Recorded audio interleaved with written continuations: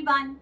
इस वीडियो में मैं आपको थर्मोडायनामिक्स के अंदर आने वाली एंथैल्पी चेंजेस और यूजुअली आप जो यूज करने वाले हो डेल्टा एच, आप पढ़ते हो enthalpy changes, H delta H कितने कितने टाइप्स की होती हैं। Enthalpy of combustion, enthalpy of neutralisation, enthalpy of formation, कितनी कैलकुलेशंस में हम यूज करते हैं। तो सारे टाइप्स की एंथैल्पीज मैं कवर करने वाली हूँ। उनके डेफिनेशन और मीनिंग ही नहीं, उनको हम अच्छे से समझेंगे एग्जांपल्स के through. Okay, so let's start. देखो, सबसे पहले हम स्टार्ट करेंगे कि एंथैल्पी क्या है। सबसे पहले वर्ड समझेंगे कि एंथैल्पी क्या है। सो बेटा, जो एंथैल्पी वर्ड है ना, इसका मतलब डायरेक्टली हीट से लेना देना है। ठीक है, इसका लेना देना किससे है? हीट से। किसी भी बॉडी, किसी भी सिस्टम में टोटल हीट कंटेंट कितना है, उसके अंदर हीट कंटेंट कितना है, वही होती है उसकी एंथैल्पी। आप ऐसे साथ में शॉर्ट नोट्स जो है बनाते चलो। Okay, enthalpy is heat content, और हीट है एंथैल्पी, हीट इसीलिए उसका सिंबल बेटा एच होता है। ठीक है, सो एच इज एंथैल्पी का सिंबल एंड होता क्या है? किसी भी सिस्टम के अंदर प्रेजेंट हीट कंटेंट। ठीक है जी, अब बात करते हैं, ये जो टर्म है ना एच बेटा, ये हमारे लिए इतना यूजफुल नहीं होता। हमारे लिए जो यूजफुल है, जो आप बार बार देखोगे है ना कैलकुलेशंस वगैरह में, वो है डेल्टा एच। डेल्टा का मतलब होता है बेटा चेंज। चेंज जैसे final value minus initial value, किसी चीज में हम डिफरेंस देखते हैं, चेंज देखते हैं, तो वहां हम डेल्टा वर्ड यूज करते हैं। ठीक है, सो डेल्टा एच आपका क्या है? एच के अंदर कितना चेंज आ रहा है, यानी एंथैल्पी में कितना चेंज आ रहा है। और यही एंथैल्पी चेंज बेटा मेरे लिए एक यूजफुल क्वांटिटी है, जो थर्मोडायनामिक्स में बहुत यूज करोगे, जनरली भी बहुत जगह पे अप्लाई करेंगे। तो एंथैल्पी चेंज का सिंबल है डेल्टा एच, और इसका मतलब क्या है?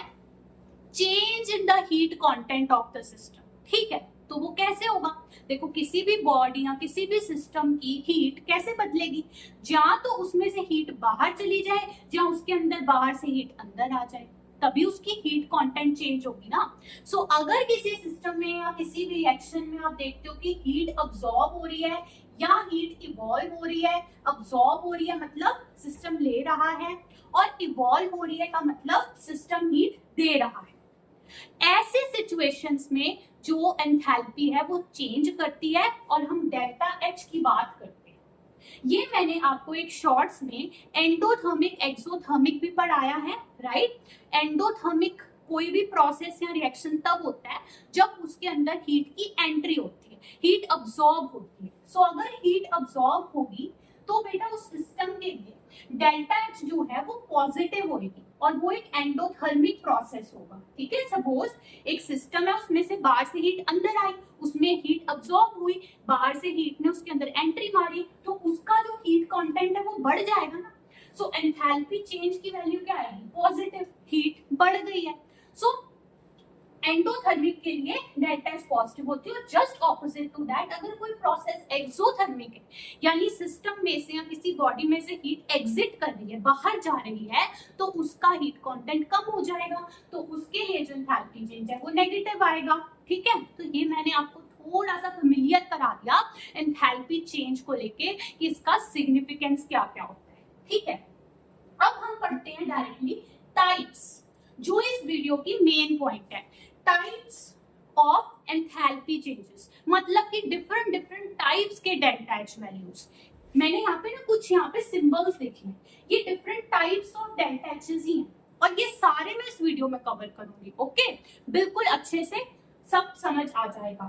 देखो, यहाँ पे मैंने कुछ सिंबल्स लिखे, आप देखो डेल्टा एच है ना, डेल्टा एच ही है, सारे सारे डेल्टा एच है, लेकिन डेल्टा के पैरों में एक एक वर्ड लिख रहे हैं हम शॉर्ट में। देख रहे हो, डेल्टा के पैरों में नीचे सबस्क्रिप्ट में, तो वही उसकी सिंबल होती है डिफरेंट टाइप्स की। कैसे? देखो, डेल्टा आर एच अगर मैं लिखती हूँ, तो यहाँ पे बेटा ये जो आर है ना, this R stands for reaction. किसी भी गिवन रिएक्शन को कैसे लिखते हो? केमिकल इक्वेशन की फॉर्म में। तो उस रिएक्शन में के होने से एंथैल्पी में क्या चेंजेस आए? कुछ हीट अब्सॉर्ब हुई या कुछ हीट गेन रिलीज हुई, वो चीजों को बताएगा डेल्टा आर एच, यानी enthalpy change of the reaction and ठीक है। और डेल्टा एफ एच लिखा है तो एफ यहाँ पे बेटा फॉर्मेशन है, एंथैल्पी ऑफ फॉर्मेशन बोलते हैं इसको, ठीक है। और मैं एक एक वर्ड में आई एम अगेन सेइंग, मैं पूरा डिटेल में आपको बताऊंगी, ठीक है, एग्जांपल्स के साथ। अब यहाँ पर देखो मैंने पहले में लिखा VAP, this stands for vaporization, so this is enthalpy of vaporization का सिंबल। उसी तरह FUS फ्यूजन के लिए है तो ये एंथैल्पी ऑफ फ्यूजन का सिंबल है। सब्लिमेशन का A यहाँ पे एटोमाइजेशन है, enthalpy of atomization. Combustion, neutralization, combustion का C, न्यूट्रलाइजेशन का N। सॉल्यूशन, लैटिस, हाइड्रेशन, बहुत बॉन्ड एंथैल्पीज मतलब बहुत सारी हैं। आपको जस्ट एक आइडिया देने के लिए मैंने यहाँ सिंबल्स लिखे, सो हम इनको एक एक करके डिटेल में कवर करेंगे। अब चलते हैं, बात करते हैं एक इंपॉर्टेंट वर्ड की। एक बहुत इंपॉर्टेंट वर्ड है बेटा, ये जो पूरा टॉपिक है ना एंथैल्पी चेंजेस का, इसमें ये जो मैं पॉइंट बोलने वाली हूँ उसको नोट कर लो, वेरी इंपॉर्टेंट। ये क्या है, दो वर्ड्स आएंगे, स्टैंडर्ड, मोलर। क्या, स्टैंडर्ड और मोलर। देखो यहाँ लिखा है स्टैंडर्ड, मोलर, एंथैल्पी चेंज, यानी कि जितने भी टाइप्स के एंथैल्पी चेंजेस हैं, सारे जो डेल्टा एच हैं हमारे लिए जो यूजफुल होने वाले हैं सभी कैलकुलेशंस में, थर्मोडायनामिक्स में पूरी, वो बेटा इस फॉर्म में होने वाले हैं कि मेरा जो एंथैल्पी चेंज, मेरा जो डेल्टा एच है वो स्टैंडर्ड और मोलर होना चाहिए।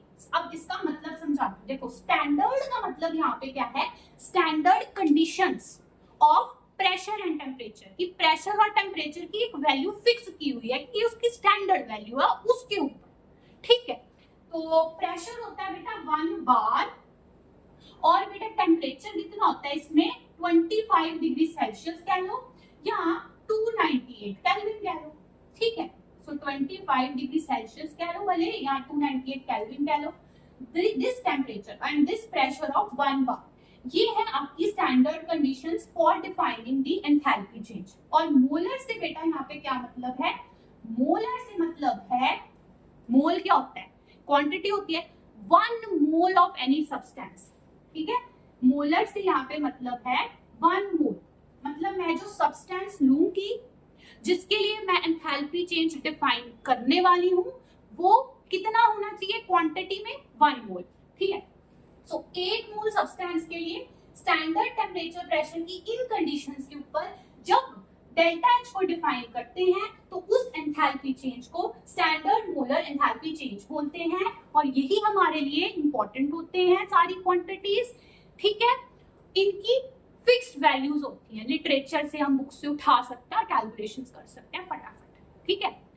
अब स्टैंडर्ड मोलर एंथैल्पी चेंज जो है ना, नॉर्मली वाला एंथैल्पी चेंज से क्या फर्क है, हर एक सिंबल के ऊपर ऐसे छोटा सा गोला लगा जिसको बोलते हैं नॉट, नॉट, ठीक है, सर्कल, इसको बोलते हैं ये सर्कल को नॉट। तो अगर बेटा मैं ये सारे सिंबल्स के ऊपर ऐसे नॉट लगा दूं ना, तो ये सारे जो एंथैल्पी चेंजेस मैंने लिखे हैं डिफरेंट टाइप्स के, वो क्या बन जाएंगे, वो स्टैंडर्ड एंथैल्पी चेंजेस बन जाएंगे। तो ये जो नॉट होता है, ये जो सर्कल होता है, इसके सिंबल के ऊपर यहाँ ये स्टैंडर्ड कंडीशंस को रिप्रेजेंट करता, उसके लिए सिंबल है, ठीक है। सो जब भी डेल्टा एच नॉट लिखा मिले वो एक स्टैंडर्ड एंथैल्पी चेंज है, ठीक है। और यूजुअली जो वैल्यूज होंगी वो यही होंगी, स्टैंडर्ड मोलर एंथैल्पी चेंज, ठीक है। तो अब जल्दी से इसके यूनिट्स देख लेते हैं। देखो बेटा क्या है, स्टार्टिंग में हीट कंटेंट और हीट का ही आदान प्रदान है ना।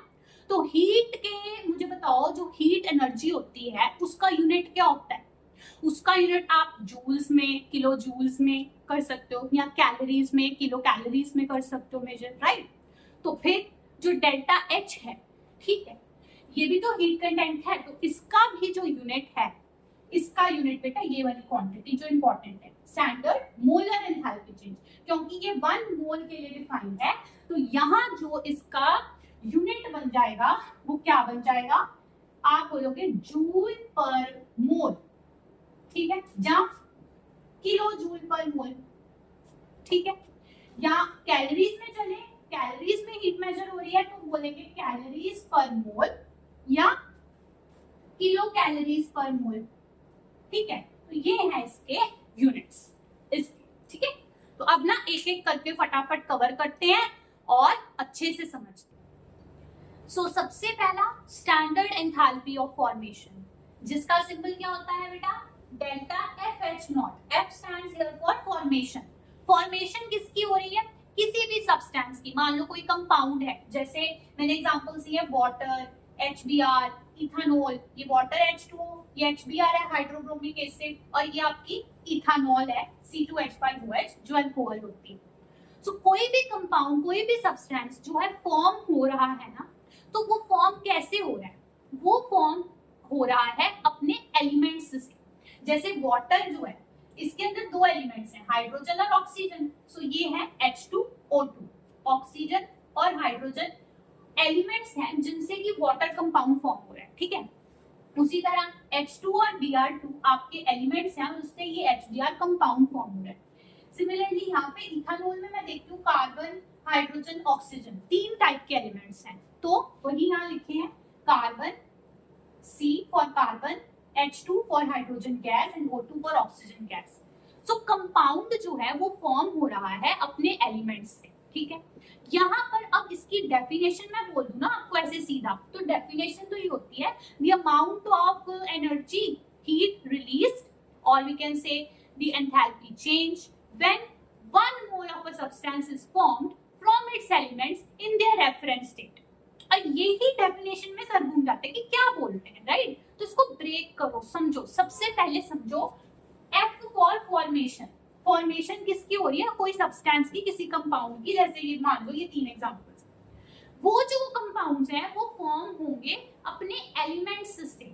तो जो एलिमेंट्स हैं वो किसमें होने चाहिए, अपनी रेफरेंस स्टेट। ये जो डेफिनेशन में लिखा होता है ना, स्टैंडर्ड एंथैल्पी ऑफ फॉर्मेशन की डेफिनेशन में लिखा होता है रेफरेंस स्टेट।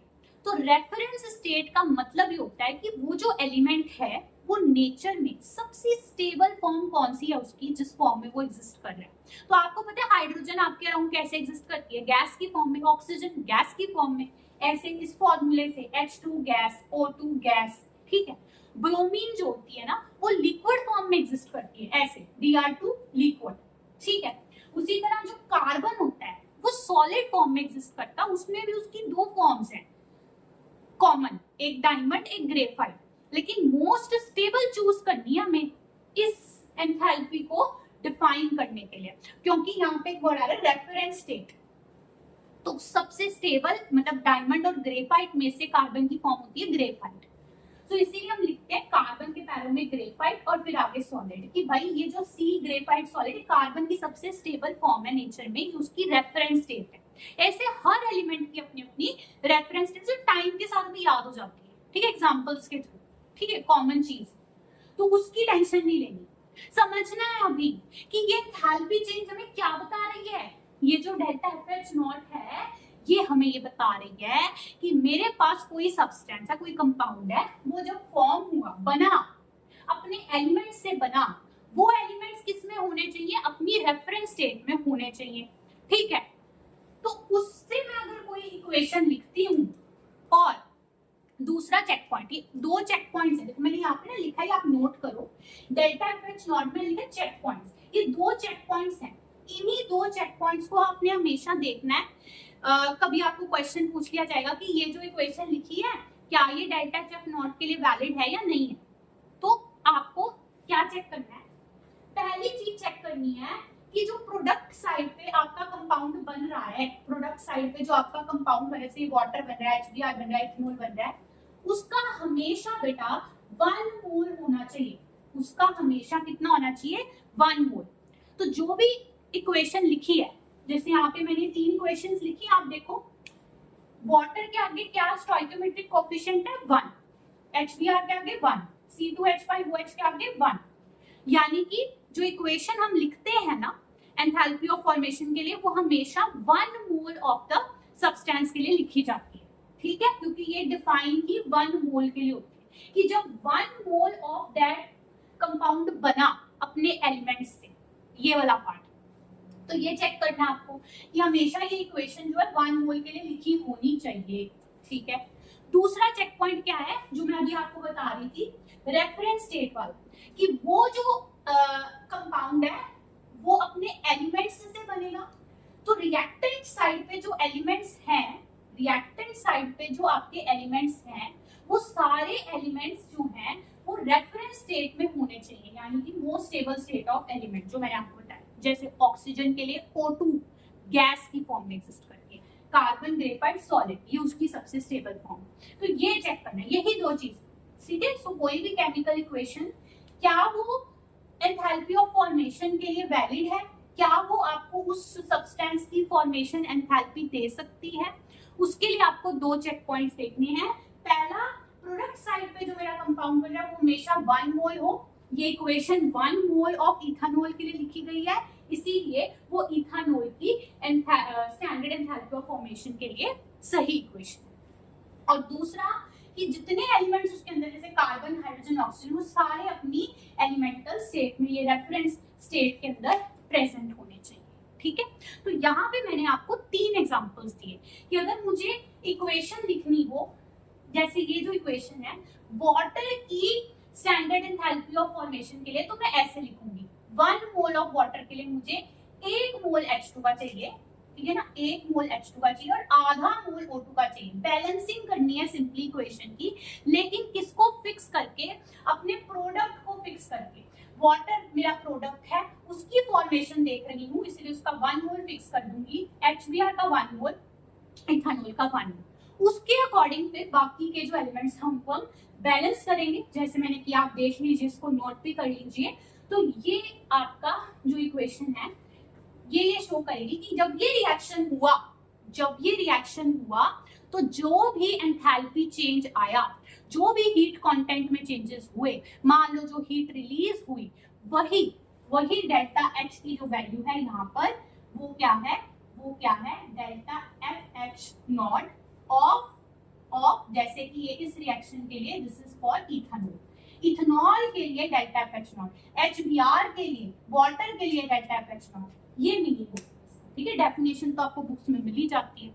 सो बोल, अब इसी के बेस पे ना हम एक और एग्जांपल करते हैं और साथ में करते हैं। देखो अगर मैं आपको बोलूं मेरे पास ये कंपाउंड है calcium carbonate CaCO3 calcium carbonate, मुझे इसकी स्टैंडर्ड एंथैल्पी ऑफ फॉर्मेशन के लिए इक्वेशन लिखनी है इन्हीं चेक पॉइंट्स का यूज करके। तो हम कैसे करेंगे बच्चे, हम ऐसे करेंगे कि मुझे कैल्शियम कार्बोनेट का, हमने ऐसे इक्वेशन लिखनी कि उसका 1 मोल फॉर्म हो। सो कैल्शियम कार्बोनेट हमें पता है CaCO3 फॉर्मूला, ये सॉलिड होता है, ठीक है। इसका 1 मोल मेरे पास फॉर्म होना चाहिए, ठीक है। किससे फॉर्म होगा, उसके एलिमेंट्स, कितने एलिमेंट्स आ रहे हैं इसके अंदर, ध्यान से देखो, एक ये कैल्शियम है Ca, एक है ये कार्बन C और एक है ये ऑक्सीजन, ठीक है। सो इन एलिमेंट्स को मैं अब लेफ्ट हैंड साइड रिएक्टेंट्स वाली साइड लिखूंगी उनकी रेफरेंस स्टेट के अंदर। जो मुझे पता है कैल्शियम जो मेटल है इसकी रेफरेंस स्टेट क्या होती है, कैल्शियम मेटल आपका सॉलिड होता है, ठीक है, ऐसे एग्जिस्ट करता है। कैल्शियम सॉलिड आ गया, बैलेंसिंग बाद में करेंगे। प्लस कार्बन है, कार्बन की हमने यहीं पे अभी देखी कौन सी स्टेट होती है, कार्बन ग्रेफाइट सॉलिड फॉर्म, ठीक। और ऑक्सीजन में पता है O2 गैस की फॉर्म में होती है, तो यहां मैं लिख दूंगी प्लस O2 गैस। तो सारे मैंने उसके एलिमेंट्स लिख दिए, कैल्शियम कार्बन ऑक्सीजन, उनकी अपनी अपनी रेफरेंस स्टेट के अंदर। उसके बाद हम इसकी बैलेंसिंग करेंगे। इसको तो मैंने फिक्स कर दिया, वही मैंने आपको कहा बैलेंसिंग ऐसे नहीं, इसको फिक्स कर देना है जो आपका कंपाउंड फॉर्म हो रहा है फॉर्मेशन में, तो उसका तो 1 मोल फिक्स है, उसके हिसाब से इनको बैलेंस करो। अब इसके 1 मोल के लिए 1 ही मोल कैल्शियम का चाहिए तो 1 आ गया, इसके 1 मोल में 1 ही मोल कार्बन की, यहाँ पे भी 1 आ गया, लेकिन इसके 1 मोल के लिए इसके फॉर्मूले में आप देखो तो 3 ऑक्सीजन आ रहे हैं और यहाँ पे 2 ऑक्सीजन है। तो अगर मैं इसको 3/2 से मल्टीप्लाई कर दूं तो it's like 3/2 into this 2, so it is equal to actually 3 oxygens. तो इसलिए हम यहाँ पे स्टोइकियोमेट्रिक कोएफिशिएंट लगा देंगे बैलेंसिंग करके 3/2, ठीक है, समझे। 1 मोल कैल्शियम कार्बोनेट फिक्स कर दिया, उसके एलिमेंट्स को मैंने रेफरेंस स्टेट में लिखा और फिर उनकी बैलेंसिंग की इसके 1 मोल के अकॉर्डिंग। तो ये इक्वेशन मेरी परफेक्ट है कैल्शियम कार्बोनेट की डेल्टा FH नॉट डिफाइन करने के लिए, यानी इस रिएक्शन को होने के वक्त जो भी एंथैल्पी चेंज होगा, जो भी डेल्टा एच होगा, वो कैल्शियम कार्बोनेट की स्टैंडर्ड एंथैल्पी ऑफ फॉर्मेशन होगी। करेक्ट?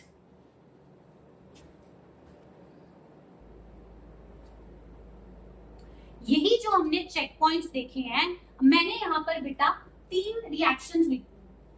अब इन एग्जांपल्स को आप एनालाइज करो, इन चेक पॉइंट्स को अप्लाई करके, और ये सोचो कि क्या ये इक्वेशंस परफेक्ट हैं for delta F H not, standard enthalpy of formation को डिफाइन करने के लिए। क्या ये जो 3 इक्वेशंस हैं ये वैलिड हैं या नहीं, इनमें ये चेक पॉइंट्स अप्लाई होते हैं कि नहीं, उसके बेसिस पे। मतलब देखो, अगर मैं ये इक्वेशन लिख देती हूँ H2 gas plus Br2 liquid gives 2HBr gas, तो यहाँ पर भी तो एक रिएक्शन हो रहा है, और उस रिएक्शन से हमारे पास HBr प्रोड्यूस हो रहा है, HBr फॉर्म हो रहा है। नो डाउट HBr फॉर्म हो रहा है, और उसके एलिमेंट्स जो हैं H2 और Br2 उन्हीं से फॉर्म हो रहा है। ठीक है, तो ऐसा लग सकता है कि ये भी जो इक्वेशन है ये फॉर्मेशन ऑफ HBr शो करती है, ये स्टैंडर्ड एंथैल्पी ऑफ फॉर्मेशन, इसके साथ जो भी एंथैल्पी चेंज होगी वो standard enthalpy of formation of HBr होगी। तो ये इसीलिए मैंने आपको यहाँ पे ये 2 चेक पॉइंट्स दी, दोनों अप्लाई करो। पहला कहता है कि जो प्रोडक्ट साइड पे मेरा कंपाउंड है ना, उसका हमेशा 1 मोल होना चाहिए। प्रोडक्ट साइड पे जो मेरा कंपाउंड है उसका हमेशा 1 मोल होना चाहिए। तो इस इक्वेशन में देखो, जो मेरा प्रोडक्ट साइड पे HBr बन रहा है, जिसकी फॉर्मेशन की बात कर रहे हैं, क्या उसके 1 मोल के लिए इक्वेशन लिखी गई है? नहीं, 2 मोल्स है ना, उसके आगे 2 लिख, ये 2 मोल्स ऑफ HBr की फॉर्मेशन के लिए इक्वेशन लिखी गई है, 1 मोल ऑफ HBr की फॉर्मेशन के लिए नहीं। तो ये wrong, this equation is not valid for delta F H not. मैं ऐसा नहीं कह सकती कि इस रिएक्शन के दौरान जो भी चेंजेस आए एंथैल्पी में, वो डेल्टा एच जो है वो delta F H not of HBr है, नहीं, क्योंकि ये पहला चेक पॉइंट फुलफिल हुआ। क्लियर? अगले एग्जांपल देखो। अगले एग्जांपल को मैंने क्या लिया, कैल्शियम कार्बोनेट की ली है मैंने फॉर्मेशन। ठीक है, अब ये इक्वेशन मैंने उसके लिखा। आपको पता है कैल्शियम ऑक्साइड और कार्बन डाइऑक्साइड अगर कंबाइन करते हैं तो उससे कैल्शियम कार्बोनेट फॉर्म होता है। तो वही मैंने लिखा कि calcium oxide solid, carbon dioxide gas मिले, कैल्शियम कार्बोनेट सॉलिड फॉर्म हुआ, और मैंने 1 मोल ऑफ कैल्शियम कार्बोनेट के हिसाब से ही ये इक्वेशन लिखी है। लेकिन क्या ये वैलिड है डेल्टा एफ एच नॉट के लिए? आओ देखो चेक पॉइंट से, पहला वाला तो फुलफिल हो रहा है, प्रोडक्ट का 1 मोल है, ठीक है। दूसरा क्या है, रिएक्टेंट साइड पे एलिमेंट्स जो है वो अपनी रेफरेंस स्टेट में होने चाहिए। तो यहाँ पे कैल्शियम कार्बोनेट की, देखो बेटा इस डिफरेंस को ध्यान से समझो, यहाँ पे भी कैल्शियम कार्बोनेट फॉर्म हो रहा है, और इससे पहले जो मैंने एग्जांपल लिया था उसमें भी कैल्शियम कार्बोनेट का 1 मोल फॉर्म हो रहा था। ठीक है, 1 मोल कैल्शियम कार्बोनेट का यहाँ पे भी फॉर्म हो रहा है, लेकिन किससे फॉर्म हो रहा है वो देखो, कैल्शियम ऑक्साइड, कार्बन डाइऑक्साइड, ये बेटा एलिमेंट्स हैं या कंपाउंड्स हैं? ये तो खुद कंपाउंड्स हैं। कैल्शियम ऑक्साइड एक कंपाउंड है जो कैल्शियम और ऑक्सीजन का बना है, कार्बन डाइऑक्साइड एक कंपाउंड है जो कार्बन और ऑक्सीजन का बना है। तो ये इन कंपाउंड्स के रिएक्शन से फॉर्म होते हैं, अपने एलिमेंट्स यानी कि कैल्शियम, कार्बन, ऑक्सीजन के रिएक्शन से फॉर्म नहीं हो रहा, जो हमने पहले एग्जांपल लिया था, carbon graphite, oxygen gas and calcium solid. ठीक है, तो इसलिए ये भी नहीं है valid delta F H not. ठीक है, अगला एग्जांपल देखो। अगला एग्जांपल अब आप ध्यान से देखो, 2 मिनट 2 सेकंड पॉज करके देखो बेटा, क्या है 1 mole of HBr gas, 1 mole of HBr form हो रहा है प्रोडक्ट साइड पे, पहला चेक पॉइंट फुलफिल हो रहा है। वो अपनी एलिमेंट्स से फॉर्म हो रहा है, H2 गैस, Br2 गैस। ये H2 और Br2 कौन है? ये एलिमेंट्स ही तो है, हाइड्रोजन का एलिमेंट, ब्रोमीन का एलिमेंट, H2 Br2, उसी से तो फॉर्म हो रहा है ये कंपाउंड। सो यहाँ तक तो ये वाला चेक पॉइंट भी फुलफिल हो रहा है, एलिमेंट से फॉर्म हो रहा है। पर आगे देखो रेफरेंस स्टेट, यहाँ पे इस टाइप के एग्जांपल्स में ना डेफिनेटली एग्जाम में ऐसी चीजें आ सकती है, क्योंकि वहां कंफ्यूजन होने का चांस है। क्या देखो, रेफरेंस स्टेट, यहाँ पे बात है सारी H2, मैंने अभी आपको बताया हाइड्रोजन H2 गैस की फॉर्म में एग्जिस्ट करती है नेचर में, वही उसकी रेफरेंस स्टेट है। Br2 की भी बताई थी, Br2 जो ब्रोमीन है, ब्रोमीन लिक्विड होता है, Br2 लिक्विड की फॉर्म में जो है अपनी रेफरेंस स्टेट में एग्जिस्ट करता है। ठीक है, Br2 लिक्विड की फॉर्म में नेचर में एग्जिस्ट करता है. सो Br2 liquid is it's reference state. Br2 gas reference state नहीं है, वो तो ब्रोमीन के लिक्विड को हमने हीट देके या नॉर्मली भी वो थोड़ी सी हीट लेके वेपर्स फॉर्म करता है, तो वो तो ब्रोमीन के लिक्विड से फॉर्म हुआ है, ब्रोमीन गैस. तो ये रेफरेंस स्टेट नहीं है ब्रोमीन की. तो भले ही मैंने जो इक्वेशन है वो बैलेंस ऐसे ही की है कि 1 मोल HBr के लिए लिखी गई है और HBr अपने एलिमेंट से ही बन रहा है H2Br2, यहाँ तक ठीक है.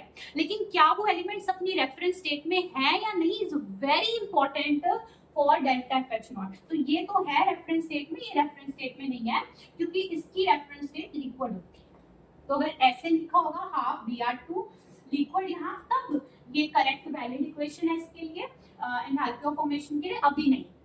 ओके, अब आई होप आपको ऐसी चीजें डिसाइड करना समझ आ रहा होगा. अब यहीं पर बेटा कंटिन्यू करते हुए ना मैं अगली टाइप की एंथैल्पी चेंज पे अगर बढ़ूं तो मैं आपको ये बता सकती हूँ कि बेटा ये तीन हमने देखे कि ये enthalpy of formation, standard enthalpy of formation तो नहीं है, लेकिन फिर खुद सोचो कुछ ना कुछ रिएक्शन तो हो ही रहा है, कुछ ना कुछ बन तो रहा ही है. तो ये जो रिएक्शंस जब होते हैं, अगर हम ये रिएक्शंस करवाएं लैब में, तो कुछ हीट कंटेंट में चेंजेस आएंगे, एंथैल्पी में कुछ तो चेंजेस आएंगे. हो सकता है किसी रिएक्शन में हीट रिलीज हो रही हो, किसी में हीट अब्सॉर्ब हो रही हो, कोई एक्सोथर्मिक हो, कोई एंडोथर्मिक हो. सो हीट का कुछ आदान प्रदान तो होगा रिएक्शन होने पे, इन तीनों के होने पे भी. तो उस एंथैल्पी चेंज को बेटा हम कहते हैं enthalpy of reaction, enthalpy of अगली टाइप. जैसे अभी हमने ये पढ़ी है, अगली है ये delta RH0, R stands for reaction. So standard enthalpy of reaction क्या बोलते हैं इसको? इसको बोलते हैं स्टैंडर्ड एंथैल्पी ऑफ रिएक्शन. इसमें क्या है कि कोई चेक पॉइंट नहीं है, कोई चेक पॉइंट नहीं है.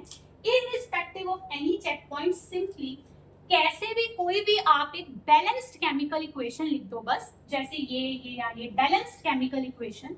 कोई भी सब्सटेंस फॉर्म हो रहा है, उसका भले 1 मोल बन रहा हो, आधा मोल बन रहा हो, 2 मोल बन रहा हो, कुछ भी, irrespective of any check points. कोई भी स्टेट में बन रहा हो, किसी भी एलिमेंट से बन रहा हो, कंपाउंड से बन रहा हो, कोई भी रेफरेंस स्टेट नहीं देखो, सॉलिड लिक्विड गैस किसी भी स्टेट से बन रहा हो, तो अगर वो बन रहा है, कोई भी रिएक्शन हो रहा है, मतलब कुछ भी रिएक्शन हो रहा है, तो ये एक बहुत जनरल टर्म है. मतलब जो ये डेल्टा RH0 है ना, ये बहुत ही जनरल टर्म है, ब्रॉड टर्म है. So for any given chemical equation, balanced chemical equation, जो भी रिएक्शन हो रहा है उसके दौरान होने वाले एंथैल्पी चेंजेस को हम बताते हैं स्टैंडर्ड एंथैल्पी ऑफ रिएक्शन से डेल्टा RH0. ओके, और अब मैं आपको ये बताने वाली हूँ कि डेल्टा RH0 को डेल्टा HF0 के थ्रू कैसे कैलकुलेट किया जाता है. ये वैल्यूज होती है ना, किसी भी गिवन रिएक्शन के लिए आपको न्यूमेरिकल्स आएंगे इसके, जिसमें आपको enthalpy of the reaction find करनी है और आपको एंथैल्पी ऑफ फॉर्मेशन दी होती है वैल्यूज. तो वो कैसे करते हैं, उसका फॉर्मूला क्या है, एग्जांपल हम लेते हैं, इसको करते हैं बढ़िया से. ओके, तो delta RH0 standard enthalpy of reaction किसी भी गिवन रिएक्शन के लिए हम फाइंड कर सकते हैं using the standard enthalpy of formation, that is delta FH0. तो इसको करने से पहले एग्जांपल के थ्रू मैं आपको एक नोट पॉइंट लिखवाना चाहती हूँ. इस नोट को लिख लो, हो सकता है आपको पता भी हो, ये बहुत इंपॉर्टेंट है. ठीक है, इसमें कभी भी कंफ्यूजन नहीं करनी. क्या कि जो डेल्टा FH0 होती है, स्टैंडर्ड एंथैल्पी ऑफ फॉर्मेशन की जो वैल्यू होती है, सभी एलिमेंट्स के लिए उनकी रेफरेंस स्टेट में 0 मानी जाती है. ये नोट करो, delta FH0 of all elements in their reference state is taken as 0. जितने अभी हमने एग्जांपल्स में देखे ना, elements in their reference state, जैसे हाइड्रोजन के लिए H2 गैस, ऑक्सीजन का O2 गैस, कार्बन ग्रेफाइट की फॉर्म में solid, bromine liquid, Br2 liquid. ऐसे जो एलिमेंट्स अपनी रेफरेंस स्टेट में एग्जिस्ट कर रहा है, सभी के लिए उनकी जो delta F H naught values होती है वो जीरो ली जाती है। ठीक है, सो अगर मैं कहूँ delta F H not of O2 gas is zero, उसी तरह हाइड्रोजन गैस की जीरो है, कार्बन की जीरो, ब्रोमीन की जीरो। ठीक है, सो जब आपको कोई भी रिएक्शन लिखा उसमें आपको कहीं कोई एलिमेंट स्पॉट हो जाए जो अपनी रेफरेंस स्टेट में है, तो फिर उसकी डेल्टा एफ एच नॉट आपको क्वेश्चन में दी नहीं होगी, आपको उसकी जीरो मान के चलनी है। ठीक है, अब मैं आपको इसका फॉर्मूला बताती हूँ। स्टैंडर्ड एंथैल्पी ऑफ रिएक्शन जो होती है उसका फॉर्मूला की डेल्टा एफ एच नॉट को यूज करके हम फाइंड कैसे करते हैं, उसका ये फॉर्मूला है बच्चे। क्या है फॉर्मूला? बेसिकली ये फॉर्मूला बताने से आपको सिंपल बता दूं, कोई रिएक्शन लिखा है ना, जैसे मैंने यहाँ पे एग्जांपल लिया, इथेनॉल है, इथेनॉल आपकी अल्कोहल है जो लिक्विड स्टेट में होती है, उसे ऑक्सीजन गैस की प्रेजेंस में बर्न कर रहे हैं, कंबस्शन हो रही है उसकी, तो कार्बन डाइऑक्साइड और वाटर के प्रोडक्ट्स फॉर्म हो रहे हैं। ठीक है, ये रिएक्शन दिया हुआ है, इस रिएक्शन की मुझे स्टैंडर्ड एंथैल्पी ऑफ रिएक्शन ढूंढनी है कि भाई इस रिएक्शन के होने के वक्त आपको पता है ये कंबस्शन हो रही है, बर्न हो रहा है, तो हीट रिलीज होगी, तो कितनी एंथैल्पी चेंज आएगा, कितना हीट रिलीज होगा, वो डेल्टा एच फाइंड करना है मुझे। तो इसका ये फाइंड करना है मुझे एंथैल्पी ऑफ रिएक्शन। ठीक है, तो मैं ये बोल रही थी कि जो फॉर्मूला है बेटा, फॉर्मूला में करना कुछ नहीं होता, क्या होता है आपको ना ये वैल्यूज दी होंगी क्वेश्चन में, delta F H naught values दी होंगी, किसके लिए दी होंगी, जो जो उस रिएक्शन में इन्वॉल्व हो रहा है ना, जिसकी भी रिक्वायर्ड है वो आपको दी होगी। तो आपको क्या करना होता है कि जितने भी प्रोडक्ट्स हैं उन सभी प्रोडक्ट्स की एंथैल्पी ऑफ फॉर्मेशन को ऐड कर देना है। ठीक है, वो मैंने यहाँ लिखा है समेशन, ये सिंबल है समेशन का। ठीक है, समेशन किसकी हो रही है, delta F H not of products. So products वाली सभी प्रोडक्ट्स की एंथैल्पी ऑफ फॉर्मेशन को हम ऐड कर देंगे। उसी तरह सभी रिएक्टेंट्स की जो delta F H naught values हैं उनको ऐड कर देंगे। समेशन किसके हो रही है, delta F H not of reactants, और प्रोडक्ट्स में से रिएक्टेंट्स को माइनस कर देंगे। ठीक है, सभी प्रोडक्ट्स के एंथैल्पी ऑफ फॉर्मेशन ऐड किए, सभी रिएक्टेंट्स के ऐड किए, प्रोडक्ट्स की जो ऐड करके आया, जो उसकी समेशन है, सम है, उसमें से रिएक्टेंट्स वाला माइनस कर दिया। हमेशा यहाँ पे को प्रोडक्ट्स माइनस रिएक्टेंट्स।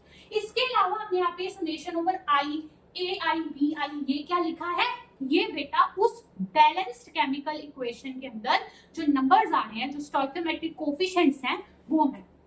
जैसे हम ये केमिकल रिएक्शन के लिए हमें फाइंड करना है, बट हमें सबसे पहले उसकी इक्वेशन को बैलेंस करना होता है, दैट इज वेरी इंपॉर्टेंट। ठीक है, सो मैंने यहाँ पे ना बैलेंस करके लिख दी है इक्वेशन। तो इथेनॉल के आगे 1 आ रहा है, O2 के आगे जो 3 आ रहा है, CO2 के आगे 2, वाटर के आगे 3, ये बेटा इनके स्टोइकोमेट्रिक कोफिशिएंट्स हैं। तो प्रोडक्ट्स की जब ये 2 और 3 है, तो ये ए आई जो मैंने यहाँ लिखा है ना, इसका मतलब है ये स्टोइकोमेट्रिक कोफिशिएंट, यानी कि जैसे आप देखो मेरे पास जो delta F H not value होगी वो तो standard molar enthalpy of formation होगी, तो वो 1 मोल के लिए होगी वैल्यू, है ना, दी होगी जूल पर मोल में या किलो जूल पर मोल में वैल्यू दी होगी, तो वो तो 1 CO2 के लिए है, लेकिन यहाँ पे कितनी है 2, तो मुझे उस वैल्यू को उसके स्टोइकोमेट्री से मल्टीप्लाई करना होगा, लाइक दिस, जो भी delta F H not value उसको मल्टीप्लाई करते चलेंगे। ठीक है, उसी तरह जब मैं रिएक्टेंट्स की साइड आऊंगी, इथेनॉल के लिए जो वैल्यू दी होगी उसको 1 से करेंगे तो वो सेम रहेगी, लेकिन O2 के लिए जो वैल्यू दी होगी उसको 3 से मल्टीप्लाई करना होगा। इसीलिए ये AI और BI मैंने यहाँ लिखा है फॉर्मूले में, स्टोइकोमेट्रिक कोफिशिएंट है। सो मतलब क्या है कि जब भी आप इसको कैलकुलेट करने जाओ using this, then always remember कि पहले हमारी केमिकल इक्वेशन पूरी तरह से बैलेंस्ड होनी चाहिए, और ये स्टोइकोमेट्रिक कोफिशिएंट्स को हमेशा मुझे इंक्लूड करके फॉर्मूले में फिर चलना है। ठीक है, जैसे इसके लिए मैंने ना ये फॉर्मूले को ही इस रिएक्शन के लिए लिखकर दे दिया आपको ऐसा लंबा चौड़ा लिखने की नीड नहीं है, सीधा वैल्यू को मल्टीप्लाई करते चलेंगे, वैल्यूज दी होंगी, आगे मैं बताती हूँ आपको, बट इसको समझने के लिए एक बार ऐसा लिखा मैंने खोलकर कि भाई मैंने ना प्रोडक्ट्स की उठाई, जैसे CO2 की डेल्टा एफ एच नॉट उठाई, उसको 2 से गुना किया, मल्टीप्लाई किया, प्लस वाटर की उठाई, उसको 3 से मल्टीप्लाई किया। ठीक है, तो ये सम आ गया, उसमें से माइनस किया क्या, रिएक्टेंट्स की सारी वैल्यूज की, इथेनॉल की जो delta F H not value उसको 1 से मल्टीप्लाई किया, और O2 वाली को 3 से फिर ऐड कर दिया। तो प्रोडक्ट्स वाली में से, प्रोडक्ट्स के सम में से रिएक्टेंट्स के सम को माइनस कर दिया। तो इस रिएक्शन के लिए, इस बैलेंस्ड केमिकल इक्वेशन के लिए मेरे पास स्टैंडर्ड एंथैल्पी ऑफ रिएक्शन आ गई। ठीक है, अब मैं आपको वैल्यूज लिख देती हूँ क्वेश्चन में जो आपको दी होंगी, आप खुद सोचो। यहाँ पे इथेनॉल, कार्बन डाइऑक्साइड और वाटर इन्हीं के लिए दी होंगी बेटा। आपको delta F H not of water की होगी, कार्बन डाइऑक्साइड और इथेनॉल। O2 की नहीं, क्योंकि O2 गैस तो वही हो गया ना element in the reference state, तो उसकी तो जीरो ही होगी, उसकी डेल्टा एफ एच नॉट तो जीरो ही होगी। तो यहाँ पे 3 इंटू ये जो वैल्यू है ना, ये जो वैल्यू ये जीरो होगी, सो 3 इंटू जीरो जीरो। बाकी टर्म्स में हम वैल्यूज पुट करते हैं और इसको सॉल्व करके एक बार देखते हैं। ओके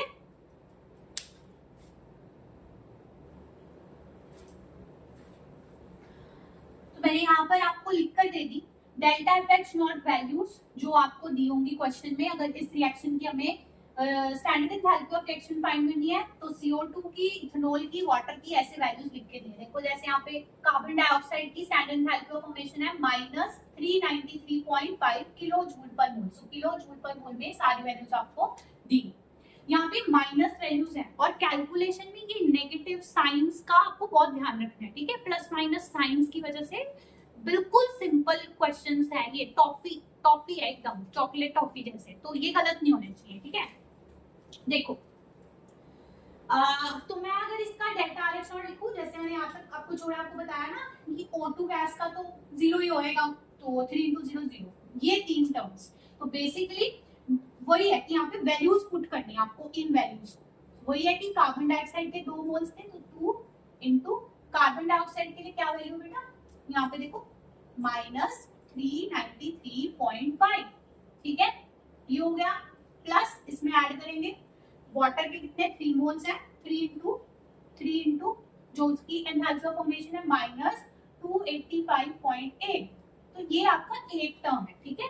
उसके बाद माइनस रिएक्टेंट्स वाले टर्म में ये बचे इथेनॉल की जो भी वैल्यू है उसको मल्टीप्लाई करेंगे 1 से, क्योंकि एक ही मोल है, सो सिंपली यही वैल्यू आ जाएगी 1 इंटू दिस 1 माइनस, फिर ब्रैकेट के अंदर बेटा आ रहा है 1 multiplied by this value, so that is simply -277.7।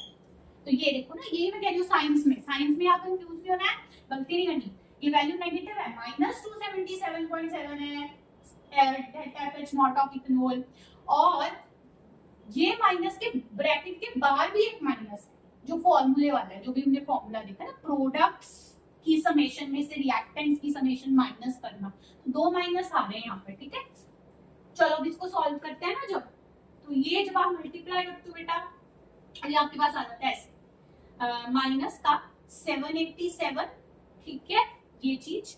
फिर उसके बाद यहाँ पे आ जाता है माइनस का 3 इंटू दिस करके 857.4, ठीक है। फिर उसके बाद क्या है यहाँ पे माइनस दिस, ये बेसिकली माइनस और माइनस टकरा गए, हो गया प्लस, तो प्लस का 277.7, ठीक है। अब इसको सॉल्व करो, तो ये आपके पास कितना आ रहा है, ये आपके पास ऐड होके आ रहा है, यहाँ पे मैं लिख रही हूँ आगे -1644.4, ये वाला टर्म, फिर उसमें ये ऐड हो रहा है प्लस 277.7, ठीक है। तो ओवरऑल आंसर क्या होगा, इसमें से ये सब्ट्रैक्ट होके ओवरऑल आंसर नेगेटिव आएगा, ये बड़ा है, माइनस का कितना आ रहा है मेरे पास 1366.7 किलो जूल पर मोल।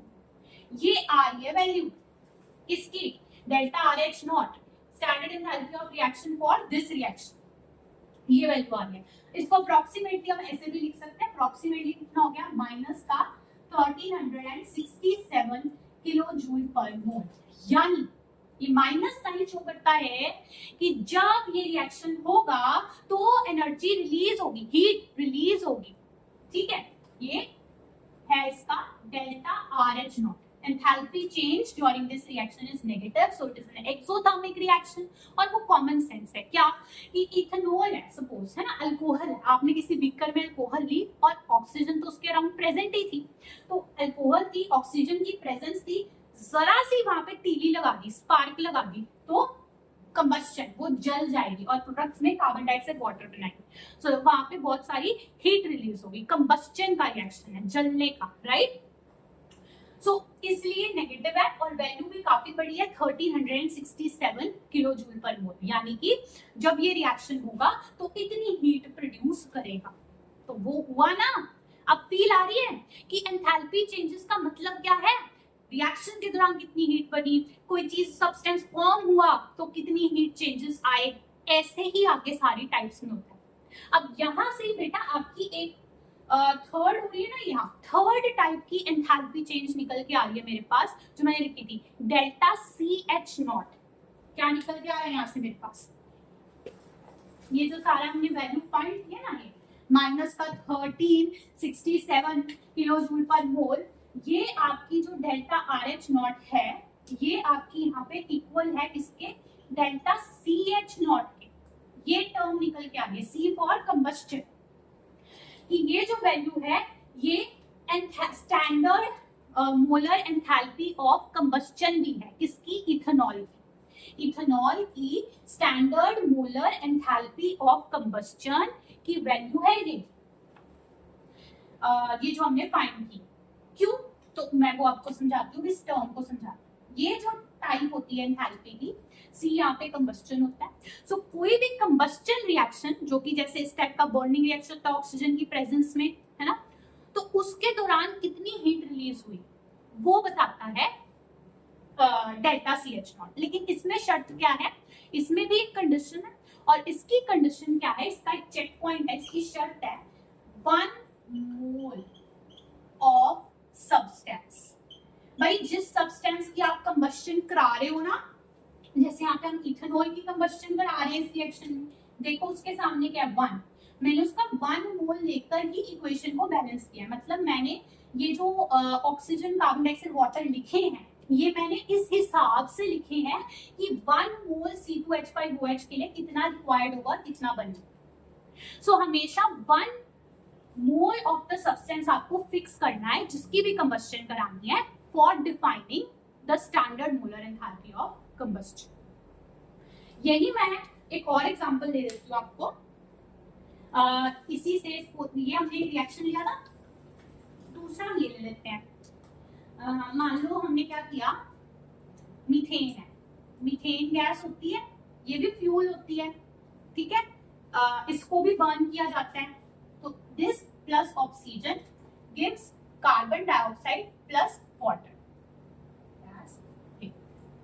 और ये भी गैस। तो ये मैंने जो रिएक्शन लिख दिया है, ये मैंने लिख दिया है आपका मीथेन की कंबस्टन का रिएक्शन, कि मीथेन गैस की ऑक्सीजन की प्रेजेंस में बर्न किया, उसने CO2 और वाटर फॉर्म किया, ठीक है। इसको बैलेंस कर लेते हैं, यहाँ पे 2 आ गया और यहाँ पे भी 2 आ, तो बैलेंस लिख दी मैंने। ये मैंने अब अगेन देखो 1 मोल ऑफ मीथेन के लिए लिखी है, मतलब मुझे यहाँ पे जो सब्सटेंस बर्न करना है वो मीथेन है। मीथेन का 1 मोल मैं फिक्स कर दूंगी, अगर 1 मोल मीथेन के लिए इक्वेशन लिखी गई है ये, तो ये इक्वेशन, ये जो केमिकल रिएक्शन है, इसके दौरान जो भी एंथैल्पी चेंज आएगा, जो भी हीट रिलीज होने वाली है, वो क्या होगी, वो होगी ये, होगी डेल्टा CH0 ऑफ मीथेन, यानी कि standard molar enthalpy of combustion for methane.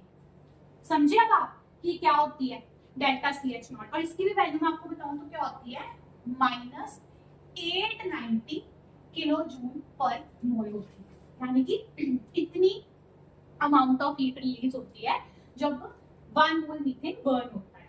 Okay, अब बेटा इसी इक्वेशन को मैं ये जो चेक पॉइंट बोल रही हूँ, अगर यही बेटा आपका एक ऐसा केमिकल रिएक्शन आपको लिख के दे दिया जाए, इसकी बजाय स्टोइकियोमेट्री से मैं जरा खेल लूं और यहाँ पे बोल दूं 2, ठीक है, इसको 2 कर दूंगी तो यहाँ पे 4 हो जाएगा, यहाँ पे 2 हो जाएगा और यहाँ पे भी 4 हो जाएगा, ठीक है।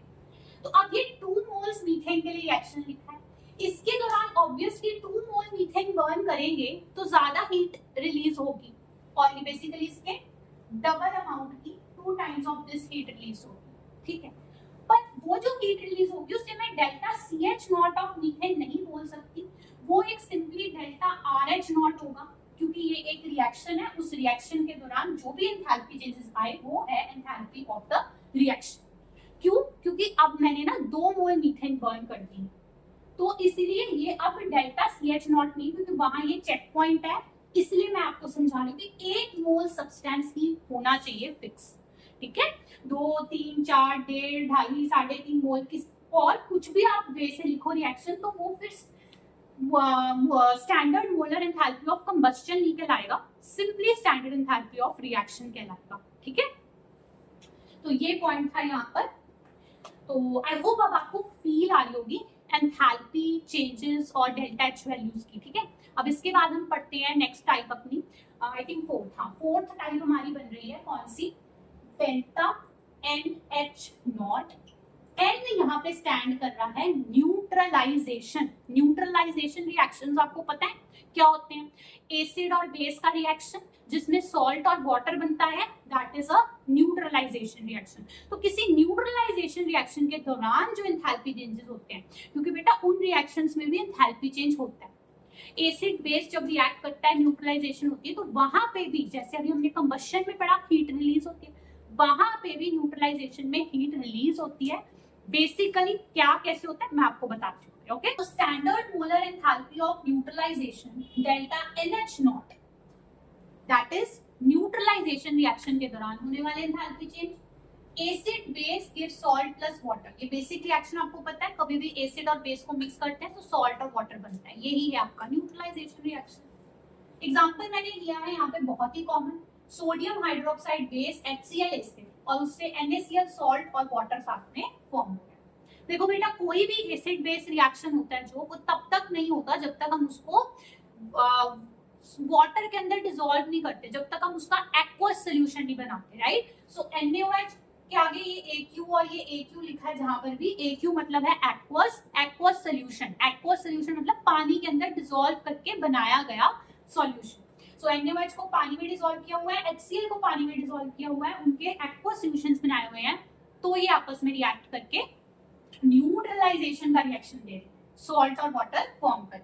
तो बेटा ये जो रिएक्शन लिखा है, इस रिएक्शन के दौरान जो हीट रिलीज हो रही है, जो हीट रिलीज हो रही है वही है उसकी standard molar enthalpy of neutralization, जिसे हम डेल्टा NH0 के सिंबल से लिखते हैं, N फॉर न्यूट्रलाइजेशन। ये मैंने इसके लिए वैल्यू लिखी है -57.62 किलो जूल पर मोल, यानी कि इतनी हीट जो है रिलीज हुई। अब इसमें इंपॉर्टेंट क्या है, ये जो एंथैल्पी की टाइप है डेल्टा NH0, इसमें इंपॉर्टेंट क्या है, इसका चेक पॉइंट क्या है मैं बताती हूँ आपको। वो देखो एक्चुअली डेल्टा NH0 के लिए ना, ये सिर्फ इतनी सी चीज आपको ध्यान रखनी है कि जो डेल्टा NH0 होती है ना, वो हमेशा 1 मोल वाटर के लिए डिफाइन की जाती है। एसिड और बेस ने रिएक्ट करके सॉल्ट और वाटर फॉर्म करना है, तो वो जो वाटर फॉर्म हो रहा है ना, ये जो वाटर फॉर्म हो रहा है, इसका हमेशा 1 मोल यहाँ पे फिक्स होना चाहिए। उसके अकॉर्डिंग आप पूरी इक्वेशन लिखो, उसके अकॉर्डिंग बैलेंसिंग करो, तो 1 मोल ऑफ वाटर जब आप फिक्स कर दोगे, तब जो उस रिएक्शन के अंदर दौरान चेंजेस आएंगे डेल्टा एच, वो आपकी standard molar enthalpy of neutralization कहलाएगी। एक्चुअली इसकी वजह से इसमें हम ये कंसीडर करते हैं, एक H पॉजिटिव आयन और एक OH माइनस आयन ने रिएक्ट किया और उससे एक वाटर का मोल बना।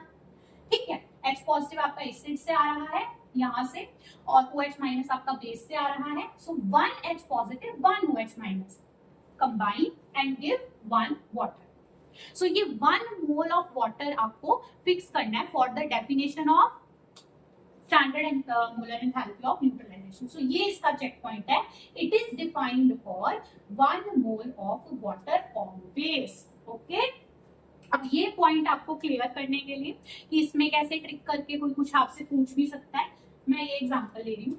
देखो अब मैंने क्या किया, NaOH बेस के साथ इस बार मैंने H2SO4 एसिड ले लिया। ठीक है, सो NaOH प्लस H2SO4, इससे सॉल्ट बना Na2SO4 सोडियम सल्फेट, साथ में पानी। पर ये रिएक्शन मुझे बैलेंस करने के लिए यहाँ पे 2 लगाना पड़ेगा, 2 वाटर, फिर ये बैलेंस होगा। तो इस तरह से जब मैंने रिएक्शन लिखी, इस बेस और इस एसिड के न्यूट्रलाइजेशन की रिएक्शन ही लिख रही हूँ मैं, लेकिन इसमें हमारे पास 2 वाटर फॉर्म हो रहा है ना, 2 वाटर फॉर्म हो रहा है। तो इस रिएक्शन के दौरान जो भी एंथैल्पी चेंजेस आएंगे वो मैं डेल्टा NH0 नहीं लिख सकती, वो मेरे सिंपली क्या होंगे, इस रिएक्शन के एंथैल्पी चेंजेस डेल्टा RH0। यानी स्टैंडर्ड एंथैल्पी ऑफ रिएक्शन होगी for this reaction, for this neutralization reaction, the standard enthalpy of reaction वो होगी, ठीक है, जो भी एंथैल्पी चेंजेस आएंगे। क्यों मैं इसको डेल्टा NH नॉट नहीं लिख सकती, क्योंकि यहाँ पे 2 मोल्स वाटर है, 1 मोल वाटर नहीं है, और वही उसका चेक पॉइंट है, ठीक है। तो अगर मुझे इसे डेल्टा NH नॉट के फॉर्म में लिखना है, उसके लिए मुझे यहाँ पर 1 वाटर फिक्स करना होगा, 1 वाटर फिक्स करना होगा, उसके अकॉर्डिंग बाकी सबके स्टोइकोमेट्री एडजस्ट करने पड़ेंगे। जैसे यहाँ 1 वाटर फिक्स करके इन सब के आगे हाफ आ जाएगा बेटा, ठीक है। सो बेसिकली इसको सारी इक्वेशन में 2 से डिवाइड कर दिया, तो यहाँ पे मेरे पास 1 वाटर बच गया, यहाँ पे हाफ हाफ हाफ बच गया। अब ये जो इक्वेशन है जो कि 1 मोल वाटर फॉर्म कर रही है न्यूट्रलाइजेशन होने के बाद, इसमें जो भी इस रिएक्शन में जो भी एंथैल्पी चेंजेस आ रहे हैं उन्हें मैं डेल्टा NH नॉट बोल सकती हूँ, ठीक है। इसके लिए मैं डेल्टा NH नॉट बोल सकती हूँ। तो मान लो इस रिएक्शन के अंदर -x किलो जूल पर मोल एनर्जी रिलीज हो रही थी, ठीक है, -x इतनी अमाउंट रिलीज हो रही थी, तो इस रिएक्शन में तो वो उसकी डेल्टा RH नॉट थी। अब इस रिएक्शन की जो डेल्टा NH नॉट है वो क्या होगी, इसके जस्ट हाफ ही होगी, है ना। इस रिएक्शन में 2 मोल वाटर बन रहे थे, ये स्टोइकोमेट्री थी, तो x अमाउंट रिलीज हो रही थी, है ना। तो इसमें कितनी होगी, -x/2, just half of that, क्योंकि मैंने ये पूरी क्वेश्चन में हाफ कर दिया है ना, तो एनर्जी भी आधी रिलीज होगी, 2 पानी की जगह 1 पानी। बट डिफरेंस ये है कि जब तक यहाँ पे आपका 1 मोल वाटर फिक्स नहीं होता, तब तक आप उस एंथैल्पी चेंज को नॉर्मल रिएक्शन एंथैल्पी तो बोल सकते हो, लेकिन न्यूट्रलाइजेशन वाली एंथैल्पी नहीं बोल सकते जब तक यहाँ 1 मोल वाटर आप फिक्स नहीं करते, जैसे इसमें है जैसे इसमें है। तो यही इसका चेक पॉइंट है, ठीक है। So hope you understood about this. अब हम नेक्स्ट एंथैल्पी चेंज की तरफ बढ़ रहे हैं, वो है बहुत इंपॉर्टेंट, और उसमें ना कंफ्यूजन के भी बहुत चांसेस होते हैं, उसको अच्छे से क्लियरली समझना मुश्किल होता है थोड़ा सा बच्चों के लिए। तो देखो, वो है स्टैंडर्ड एंथैल्पी ऑफ एटमाइजेशन। तो standard molar enthalpy of atomization, जिसका सिंबल क्या है, delta AH nought. A here stands for बेटा एटमाइजेशन। तो पहले अब इसको समझते हैं एटमाइजेशन का मतलब, ठीक है।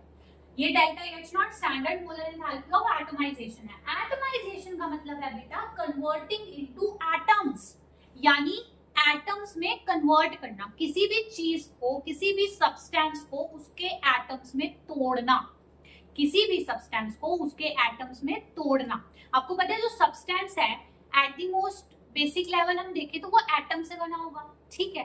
तो किसी भी सब्सटेंस को उसके एटम्स में तोड़ने के प्रोसेस को एटमाइजेशन कहते हैं।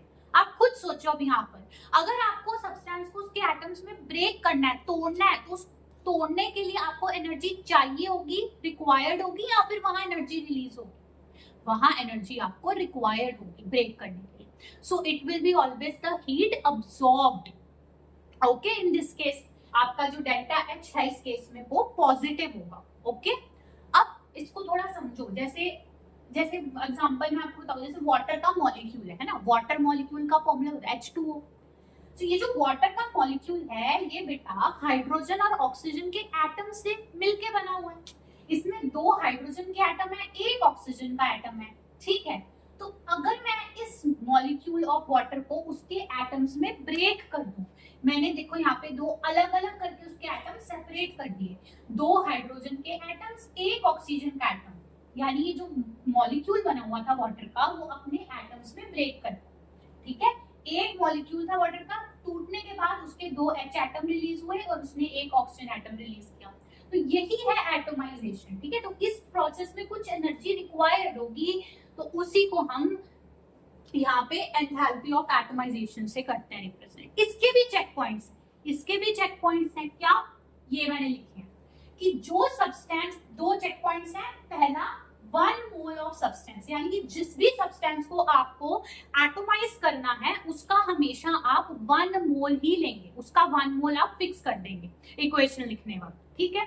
दूसरा चेक पॉइंट क्या है, गैसियस एटम्स, यानी जो सब्सटेंस आप ब्रेक करके एटम्स प्रोड्यूस कर रहे हो, वो जो एटम्स हैं, जो एटम्स प्रोड्यूस हो रहे हैं वो गैसियस स्टेट में होने चाहिए, वो गैसियस स्टेट में होना चाहिए। सब्सटेंस भले ही सॉलिड, लिक्विड, गैस कोई सा भी उठा लो, कोई मेटल ले लेते हो, जैसे ये देखो यहाँ पे सोडियम मेटल है, सोडियम मेटल पता है वो क्या होता है, सॉलिड फॉर्म में होता है। तो अगर मैं सोडियम मेटल लेती हूँ और उसको एटमाइज करने की कोशिश करूँ तो उसका मतलब ये होगा मैंने सॉलिड स्टेट में सोडियम मेटल लिया और वहां कुछ एनर्जी उसने अब्सॉर्ब की और वो गैसियस स्टेट के सोडियम एटम्स में बदल गया, मतलब Na सॉलिड से Na गैस में चेंज हो गया। तो यहाँ पे जो सब्सटेंस है वाटर, लिक्विड है, मीथेन गैस होती है, हाइड्रोजन गैस होती है, सब्सटेंस जिसको आपको एटमाइज करना है वो कोई सी भी स्टेट में हो सकता है, सॉलिड, लिक्विड, गैस, लेकिन जो उसके एटम्स प्रोड्यूस होने चाहिए यानी ये एटम्स ये आपके गैसियस स्टेट में ही होने चाहिए for the definition of delta AH naught. Okay, so ये दो चेक पॉइंट्स आपको देखने हैं। जैसे अब मैं यहाँ पे जितने एग्जांपल्स लिखे ना, यहाँ पर ये दोनों पॉइंट्स फुलफिल हो रहे हैं, ध्यान से देखोगे। मैंने यहाँ पे एग्जांपल लिया, सोडियम मेटल था उसको एटमाइज किया, का मतलब ये है कि हमने उसको उसके गैसियस एटम्स में कन्वर्ट कर दिया, Na सॉलिड से Na गैस। हाइड्रोजन गैस थी, अब आप देखो ये H2 क्या है, ये H2 क्या है, हाइड्रोजन का मॉलिक्यूल है जिसके अंदर दो हाइड्रोजन एटम्स है। तो इसको ब्रेक करके H2 के मॉलिक्यूल को ब्रेक करके उसके दो हाइड्रोजन एटम्स अलग कर दिए। सो H2 गैस से 2H गैस जब आपको मिलेगा तो ये जो है ये क्या शो कर रहा है इक्वेशन, ये शो कर रहा है यहाँ पे एटमाइजेशन हो गई है H2 की। उसी तरह मीथेन गैस होती है, मीथेन का फॉर्मूला CH4 होता है, इसमें एक कार्बन का 4 हाइड्रोजन के एटम्स है। ये एटम्स बेटा जब अलग अलग हो जाएंगे, एक कार्बन और 4 हाइड्रोजन एटम्स अलग हो गए मॉलिक्यूल में से टूट के, तो यही है एटमाइजेशन। ठीक है, अब चेक पॉइंट्स देखो, हमने सब में 1 मोल ऑफ सब्सटेंस लिया, 1 मोल सोडियम सॉलिड, 1 मोल H2 गैस, 1 मोल मीथेन गैस, तो ठीक है भाई। हमने सभी में गैसियस एटम्स लिए, सोडियम जो एटम बन रहे हैं यहाँ पे, सोडियम का, हाइड्रोजन का, कार्बन का, हाइड्रोजन, ये सारे गैसियस फॉर्म में लिए हैं, गैसियस स्टेट में। तो ये मेरी इक्वेशंस जो लिखी हुई हैं ये एकदम परफेक्ट हैं डेल्टा AH नॉट को डिफाइन करने के लिए, यानी इनके दौरान ये जब हुआ रिएक्शन, एक तरह से जो भी प्रोसेस है टूटने का, तो जो भी एंथैल्पी चेंज है वो डेल्टा AH नॉट के बराबर है। जैसे कि इस वाले का डेल्टा AH नॉट है 108.4 किलोजूल पर मोल। ये सारी वैल्यूज आप देखोगे, इसका ये है, इसका ये है, पॉजिटिव है, मतलब कि डेल्टा H पॉजिटिव है। वही चीज ना कि हीट यहाँ पे अब्सॉर्ब हो रही है, रिक्वायर है ना तोड़ने के लिए एटम्स में। सो एटमाइजेशन की जो एंथैल्पी वो हमेशा पॉजिटिव होती है, ऐसी पॉजिटिव वैल्यूज आपके पास आती हैं। ये मैंने यहाँ पे आपको लिख के दे दिया इसकी definition, heat absorbed when 1 mole of a substance is converted into its atoms, हो गया एटमाइजेशन इन gaseous state। ये आपके दो चेक पॉइंट्स। जो भी सब्सटेंस है वो भले कोई सी भी स्टेट में हो, आई रिपीट, उसका 1 मोल लेना है और उसको कुछ एनर्जी, कुछ हीट सप्लाई करके उसके एटम्स में कन्वर्ट कर देना है। ध्यान रखते हैं कि एटम्स हमेशा गैसियस स्टेट में प्रोड्यूस होने चाहिए for defining the standard molar enthalpy of atomization. Okay, अब इसी वाले जो एग्जांपल्स है ना, यहाँ से आपकी अब next type of delta H निकल के आती है, कौन सी, डेल्टा सब्लिमेशन H नॉट। इसको बोलते हैं standard molar enthalpy of sublimation, SUB stands here for sublimation. अब आपको पता है फेज जो होता है, स्टेट जो होती है, सॉलिड से लिक्विड, लिक्विड से गैस, ऐसे चेंज हो सकती है किसी भी सब्सटेंस की। ठीक है, डायरेक्टली सॉलिड से जो गैस जाती है तो उस प्रोसेस को हम सब्लिमेशन बोलते हैं। डायरेक्टली कोई सब्सटेंस सॉलिड स्टेट से गैसियस स्टेट में चला जाए तो वो सब्लिमेशन होती है। तो उस प्रोसेस के दौरान जो एंथैल्पी चेंज आएगा, और ये अगेन आप देखो कोई चीज सॉलिड पड़ी है, वो गैसियस वेपर्स में चेंज हो रही है, तो दैट मीन्स वहां पे भी एनर्जी उसने ली है, अब्सॉर्ब की है, तभी तो वो सॉलिड स्टेट को तोड़कर गैसियस स्टेट में चला गया। सो अगेन इस प्रोसेस के दौरान, इस फेज चेंज के दौरान जो एंथैल्पी चेंज आता है, बेसिकली जो हीट अब्सॉर्ब होती है, वो जो हीट कंटेंट में चेंज आता है उसी को बोलते हैं delta sublimation H not, that is the standard molar enthalpy of sublimation. Okay, अब मैं यहाँ पे ये क्यों बता रही हूँ, क्योंकि यहाँ पे जो मैंने एक एग्जांपल लिया है वो बिल्कुल इसी का एग्जांपल है, इसका भी एग्जांपल है। यानी ये जो बेटा एग्जांपल है जिसमें हमने सोडियम मेटल को एटोमाइज किया, यानी Na सॉलिड से Na गैस गया, तो मैंने उसके लिए डेल्टा AH0 डिफाइन की थी, राइट। तो ये जो इक्वेशन है ये डेल्टा AH0 को तो रिप्रेजेंट करती ही है। एट द सेम टाइम अगर आप ध्यान से देखो, यहाँ पे सॉलिड से गैस स्टेट में चेंज हो रहा है और बाकी सब सेम है, मतलब जो चीज है वो तो सेम ही है, सब्सटेंस सोडियम सोडियम, लेकिन उसकी फेज चेंज हो रही है सॉलिड से गैस डायरेक्टली, जो कि एक सब्लिमेशन का प्रोसेस है। तो इस केस में जो डेल्टा AH0 है वो यहाँ पे डेल्टा AH0 जो है वो डेल्टा सब्लिमेशन H0 के भी बराबर है, ठीक है। So this represents the equation for this also and this also, और इससे आपको इसका मीनिंग भी क्लियर हो गया। अगर मैं एक और एग्जांपल लूं तो आप कॉमन ले लो, जो नैप्थलीन बॉल्स होते हैं या जो कपूर आप यूज करते हो घरों में, कैम्फर, वो अपनी सॉलिड स्टेट से डायरेक्टली वेपराइज होते हैं, वो मेल्ट होकर लिक्विड में नहीं चेंज होते, डायरेक्टली सॉलिड से गैसियस स्टेट में जाते हैं, वो भी सब्लिमेशन का एग्जांपल है। सो अगर मैं लिखूं कैम्फर सॉलिड से कैम्फर गैस, इस प्रोसेस के लिए जो एंथैल्पी चेंज है, जो डेल्टा H0 है, वो अगेन डेल्टा सब्लिमेशन H0 कहलाएगी। ओके, आई होप आपको समझ आओ। अब नेक्स्ट, अब एक हमने ये कवर कर ली, अब एक और next type of delta H0 यहाँ से निकल के आ रही है इन्हीं में से एग्जांपल्स में से। उसका नाम है बॉन्ड डिसोसिएशन एंथैल्पी। बॉन्ड, और ये ना आपकी बहुत ज्यादा इंपॉर्टेंट वाली डेल्टा H0 है, और मतलब जो हमारे ना बहुत काम आती है। बॉन्ड डिसोसिएशन एंथैल्पी को समझेंगे, जिसको हम बॉन्ड एंथैल्पी भी बोल देते हैं सिंपली शॉर्ट में, ठीक है। ये भी एक डेल्टा H0 वैल्यू है, ये भी एक टाइप है, ठीक है, एंथैल्पी चेंज की। तो इसमें बेटा अब इसको हम रिलेट करते आए पीछे से एंथैल्पी ऑफ एटमाइजेशन से, बट एंथैल्पी ऑफ एटमाइजेशन जो मैंने आपको जैसे ये एग्जांपल लिया था ना, इसमें हम पीछे पढ़ा था हमने H2 का 1 मोल लिया और उसको दो उसके एटम्स में तोड़ दिया, सो H2 से 2H आ गया और वो गैसियस स्टेट में, 1 मोल भी है, गैसियस स्टेट भी है। तो ये हमारी क्या थी, ये हमारी डेल्टा AH0 थी H2 के लिए, ठीक है। सो ये एंथैल्पी ऑफ एटमाइजेशन की इक्वेशन है, बट ये मैंने बताया कि equal to the bond dissociation enthalpy भी है।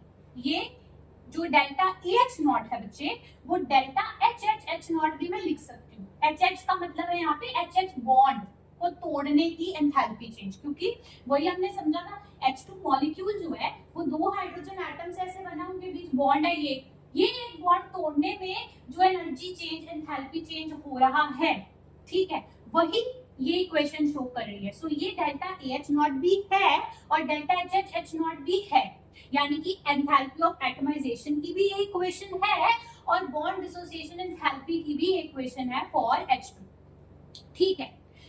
ऐसे ही बेटा अगर मैं बात करती हूँ ऑक्सीजन गैस की, वो भी O2 के मॉलिक्यूल्स की फॉर्म में एग्जिस्ट करती है। अब O2 में क्या होता है कि ऑक्सीजन के बीच डबल बॉन्ड एग्जिस्ट करता है, तो अगर मुझे इस मॉलिक्यूल को O2 को उसके एटम्स में तोड़ के अलग करना है तो मुझे क्या ब्रेक करना पड़ेगा, मुझे ये दोनों बॉन्ड्स ब्रेक करने पड़ेंगे, मुझे ये डबल बॉन्ड बेसिकली ब्रेक करना पड़ेगा। सो मैं कह सकती हूँ कि अगर मैं लिखती हूँ 1 मोल ऑफ O2 गैस और वो बना रहा है तो उसके एटम्स, यानी टूट गया 2 ऑक्सीजन एटम्स में इन द गैसियस स्टेट, तो मेरा ये जो इक्वेशन है ये बेसिकली डेल्टा AH0 है, एटमाइजेशन की एंथैल्पी है O2 की, और ये यहाँ पर इक्वल टू इसके बराबर है, किसके बराबर है, delta O double bond OH0, यानी कि जो बॉन्ड डिसोसिएशन एंथैल्पी है O डबल बॉन्ड O की, उसके बराबर है उसकी एटमाइजेशन की एंथैल्पी। ऐसा बेटा ये दोनों में जो रिलेशन होता है ना, standard molar enthalpy of atomization and bond dissociation enthalpy, like this, जिसको हम ऐसे लिखते हैं, ये HH बॉन्ड तोड़ा, O डबल बॉन्ड O तोड़ने की साथ एसोसिएटेड एंथैल्पी चेंज, ये बराबर कब होते हैं, ऐसे मॉलिक्यूल्स के केस में, यानी कि diatomic molecules, okay, diatomic molecules जिनमें सिर्फ दो ही एटम्स हैं, H2, O2, N2, HCl so on, ठीक है। जहां पे डायटॉमिक मॉलिक्यूल्स हैं उनकी अगर मैं एंथैल्पी ऑफ एटमाइजेशन देखूं और बॉन्ड डिसोसिएशन एंथैल्पी तो वो बराबर है, क्योंकि उधर एक ही बॉन्ड है, may be single bond, double bond, जो भी, जो मुझे तोड़ना है, ये वाला बॉन्ड तोड़ना है, ये बॉन्ड तोड़ना है, तो वो एटम्स में भी फ्री हो जाएगा और बॉन्ड डिसोसिएशन भी हो जाएगी। तो इन केसेस में इनमें रिलेशन है, ठीक है। लेकिन ये इस टाइप का अगर मैं एग्जांपल लेती हूँ CH4, जैसे ये जो एग्जांपल है पीछे भी लिया था, ये बेटा आपका पॉलीएटॉमिक मॉलिक्यूल है, इसमें दो से ज्यादा एटम्स हैं, एक कार्बन है, चार हाइड्रोजन्स हैं, ठीक है। इसका मतलब क्या, जैसे मैंने पीछे भी दिखाया था अभी, इस तरह से मीथेन है ना, कार्बन है और चार हाइड्रोजन्स के साथ यहाँ पे चार बॉन्ड्स हैं बेटा। तो अगर मीथेन मॉलिक्यूल को उसके एटम्स में हम ब्रेक कर रहे हैं, तो ब्रेक होने के बाद एक कार्बन चार हाइड्रोजन के एटम्स तो रिलीज हो गए, लेकिन उसके लिए नो डाउट वहां पे भी डिसोसिएशन हुई है बॉन्ड्स की, वहां बॉन्ड्स तोड़ने पड़े हैं, ये वाले बॉन्ड्स। लेकिन टोटल कितने बॉन्ड्स आपको तोड़ने पड़े, 1 2 3 4। तो इस केस में हम इसकी ये जो इक्वेशन है इसको हम कहेंगे कि हाँ, एटमाइजेशन की एंथैल्पी की इक्वेशन तो ये है जैसे पीछे पढ़ा, लेकिन ये exactly equal to the bond dissociation energy नहीं है, ठीक है। मतलब ये जो एटमाइजेशन की एंथैल्पी होती है पॉलीएटॉमिक मॉलिक्यूल्स के केस में, वो उनकी बॉन्ड एंथैल्पी के बराबर नहीं होती। क्यों? क्योंकि अब मैं चलती हूँ वापस डेफिनेशन पे। बॉन्ड एंथैल्पी की जो डेफिनेशन है बेटा, बॉन्ड डिसोसिएशन एंथैल्पी, वो ये कहती है अमाउंट ऑफ हीट रिक्वायर्ड। अब ऑब्वियसली हीट तो चाहिए होगी ना, रिक्वायर्ड होगी, बॉन्ड को ब्रेक करना है, ठीक है, डिसोसिएशन करनी है, टू ब्रेक द बॉन्ड, यहां तक समझ आया, to break 1 mole of a particular type of gaseous bonds. मतलब जैसे यहां पर मैंने क्या किया, H2 गैस गैसियस फॉर्म में थी, तो मेरे पास HH बॉन्ड्स के मैंने 1 मोल ऑफ H2 गैस लिया, तो मेरे पास एक तरह से 1 मोल ऑफ HH बॉन्ड्स थे गैसियस स्टेट में, उन्हें ब्रेक किया, तो जो एसोसिएटेड एंथैल्पी चेंज थी वो है bond dissociation enthalpy of H2 gas, ठीक है, for breaking 1 mole of HH bonds. उसी तरह जब मैंने O2 गैस को करा तो 1 mole of O double bond O bonds break किए इन द गैसियस, ठीक है, यानी कि ये जो डबल बॉन्ड है इस टाइप, एक टाइप के, समझे, पर्टिकुलर टाइप के, एक पर्टिकुलर टाइप के बॉन्ड्स को ब्रेक करना है, कितने, 1 mole, 1 mole of a particular type bond break करने हैं, और वो गैसियस स्टेट में होना चाहिए, उसका चेक पॉइंट है। ये दो चेक पॉइंट्स हैं एंथैल्पी चेंज के लिए, पहला कि 1 mole of the bonds break करने हैं, दूसरा वो जो बॉन्ड्स आप 1 मोल ऑफ बॉन्ड्स ब्रेक कर रहे हो वो गैसियस स्टेट में होने चाहिए। क्लियर है? ये इसको मिलाकर डेफिनेशन बनी है इसकी, ठीक है। सो कोई भी, मतलब अगर मैं एक पर्टिकुलर टाइप के गैस बॉन्ड्स लेती हूँ 1 मोल और उनको ब्रेक करती हूँ गैसियस स्टेट में, तो जो एंथैल्पी चेंज होगा वो डिफाइन किया जाता है एज बॉन्ड डिसोसिएशन एंथैल्पी, उसको लिखा ऐसे जाता है, ठीक है। अब यहीं से आप देखो कि मुझे सिर्फ ये जो डिफाइन होता है कि किसके लिए, 1 मोल के लिए होता है। अब इस इक्वेशन में गैसियस स्टेट वाला चेक पॉइंट तो है, मीथेन मॉलिक्यूल जो है गैस स्टेट में है, लेकिन उसका 1 मोल भी है, क्या हम 1 मोल ऑफ बॉन्ड्स ब्रेक कर रहे हैं, ये चीज ध्यान से सोचो। पॉलीएटॉमिक मॉलिक्यूल्स का केस अलग क्यों है, क्योंकि इसमें आप देखो जब आप इसको एटमाइज कर रहे हो मीथेन को, तो आप 4 बॉन्ड ब्रेक कर रहे हो एक मॉलिक्यूल के लिए, है ना। तो 1 मोल के लिए, 1 मोल मीथेन गैस को एटमाइज करने के लिए, उसके एटम्स में इस तरह तोड़ने के लिए आपको टोटल 4 मोल CH बॉन्ड्स ब्रेक करने पड़ रहे हैं, है ना। नो डाउट गैसियस स्टेट में है हम लोग, लेकिन हम 1 मोल बॉन्ड नहीं 4 मोल बॉन्ड ब्रेक कर रहे हैं इन दिस रिएक्शन। सो ये सिर्फ एटमाइजेशन की तो है, लेकिन ये बॉन्ड डिसोसिएशन एंथैल्पी के इक्वल नहीं है फॉर मीथेन। सभी पॉलीएटॉमिक मॉलिक्यूल्स में ऐसा ही होगा जहां मल्टीपल बॉन्ड्स आप ब्रेक कर रहे हो, ठीक है, 1 मोल ऑफ बॉन्ड्स नहीं ब्रेक कर रहे, तो वहां पे आप सीधा जो, जैसे पीछे हमने ये जो लिखी थी ना, इसकी वैल्यू क्या थी, 1600 एंड समथिंग थी ना, 1665 किलो जूल पर मोल थी delta AH not of this reaction for methane. तो ये जो है ये इसकी बॉन्ड डिसोसिएशन एंथैल्पी के इक्वल नहीं है, उसकी वैल्यू अलग है। हालांकि इन दो केसेस में डायटोमिक मॉलिक्यूल्स में ये दोनों वैल्यूज बराबर होती हैं, ठीक है, पॉलीएटॉमिक में नहीं होती। क्या होता है आप खुद सोचो, अगर हम इसको थोड़ा और समझें, पॉलीएटॉमिक मॉलिक्यूल्स की बॉन्ड डिसोसिएशन एंथैल्पी, तो देखिए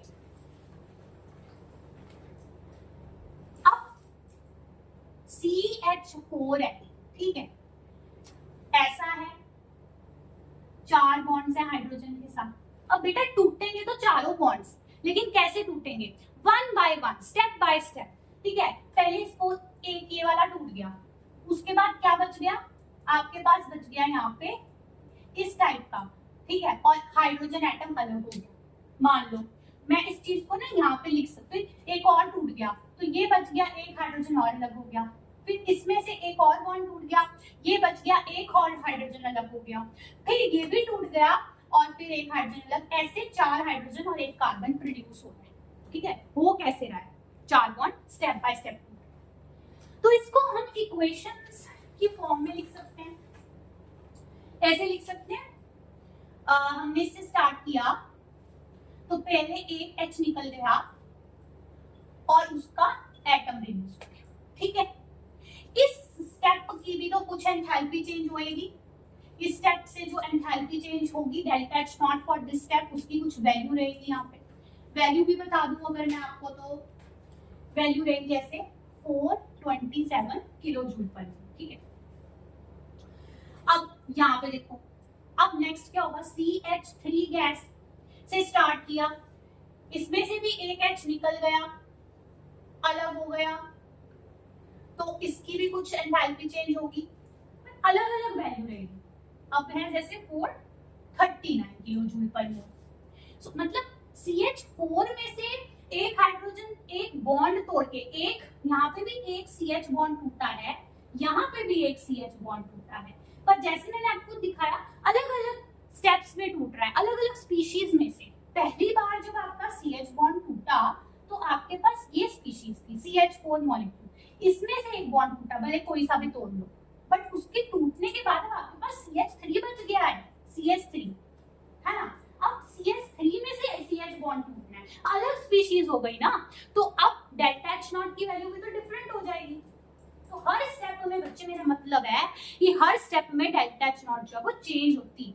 अब अगले स्टेप में क्या होगा, ये है इसका प्लस एक H और निकल है, इसकी डेल्टा H नॉट अलग होएगी, इसकी वैल्यू कितनी होती है, 452 के पास होती है, ठीक है। अब लास्ट स्टेप CH बच गया है, CH में से ये एक बेसिकली क्या है, ये एक CH बॉन्ड बच गया, ये टूटा, तो एक कार्बन और हाइड्रोजन अलग हो गए, गैसियस फॉर्म में दूसरी भी, तो इसकी जो डेल्टा H नॉट वैल्यू है वो अपने पास आ रही है 347 के पास, ठीक है।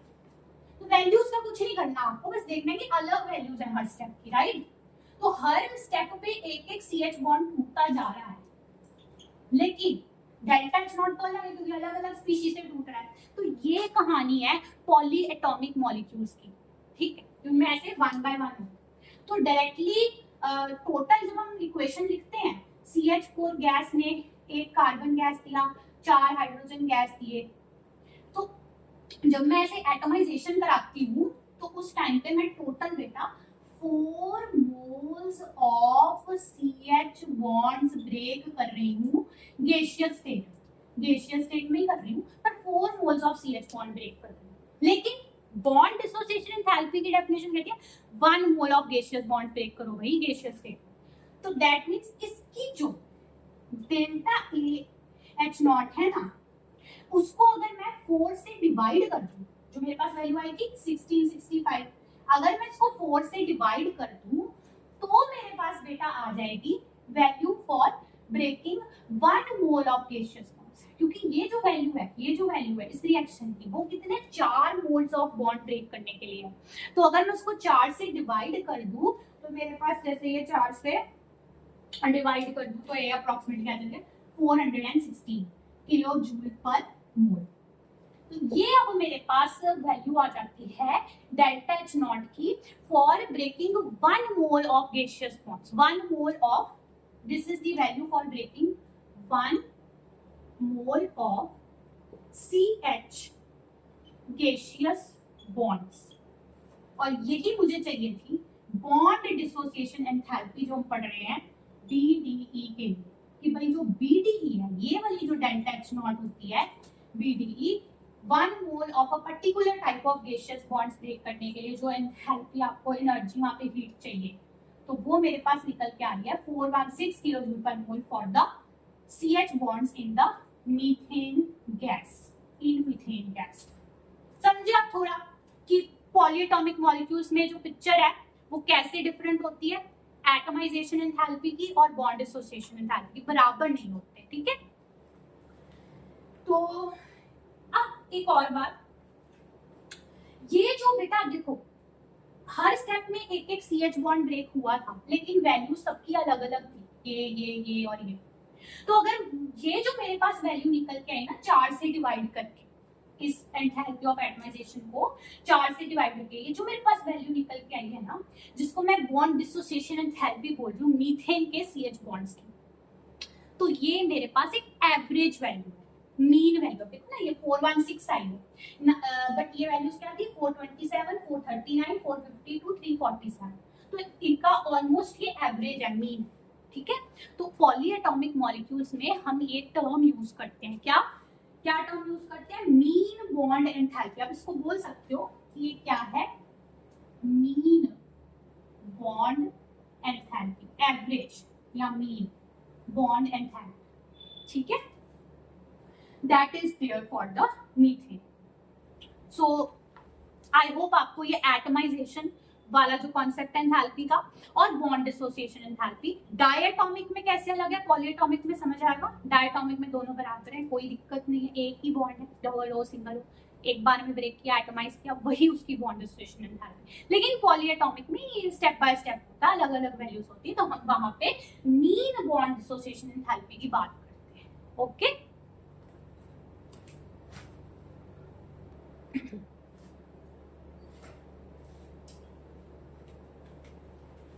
अगला मैं बताने जा रही हूँ standard molar enthalpies of phase transformation या फेज चेंज। फेज क्या होता है, PHASE, फेज, जो मैं बोल रही हूँ स्टेट, ये होता है स्टेट, मैटर की, सब्सटेंस की स्टेट क्या है, सॉलिड, लिक्विड या गैस, वही उसका फेज है। तो जब एक सब्सटेंस, सेम सब्सटेंस बस अपनी सॉलिड से, लिक्विड से, गैस स्टेट्स में चेंज करता है, फेजेस में चेंज करता है, उस दौरान भी तो कुछ एंथैल्पी चेंज होता है, उस दौरान भी उस सब्सटेंस के हीट कंटेंट में कुछ चेंजेस आते हैं।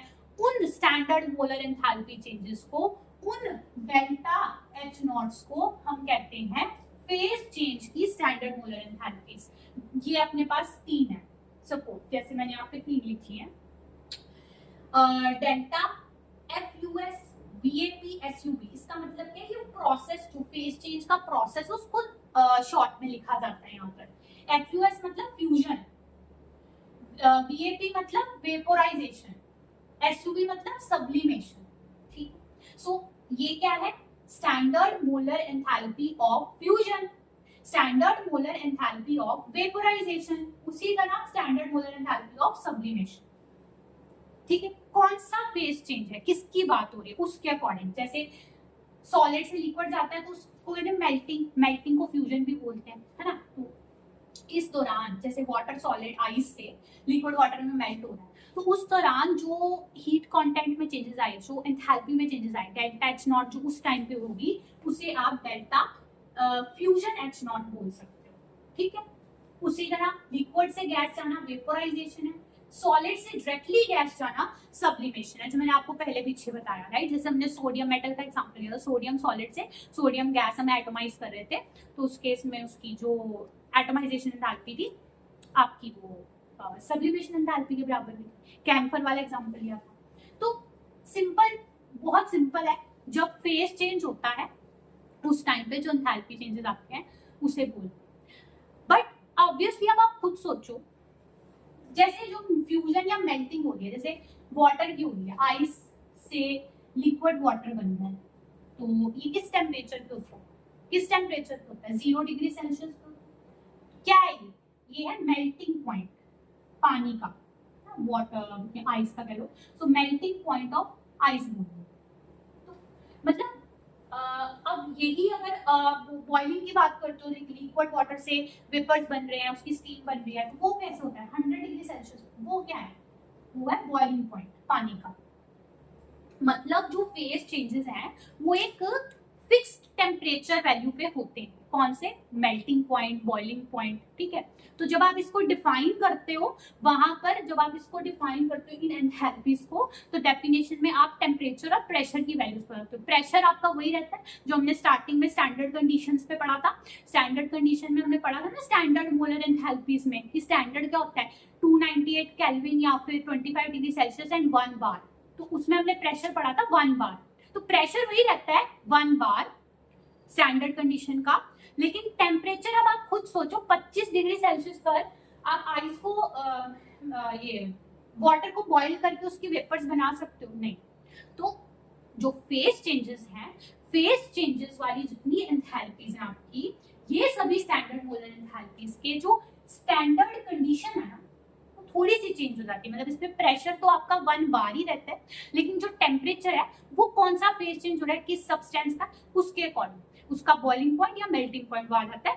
क्लियर करती हूँ डेफिनेशन के साथ। मैंने यहाँ पे लिख दी है, मैंने यहाँ पे ये डेफिनेशन बच्चे डेल्टा फ्यूजन एच नॉट के लिए लिखी है।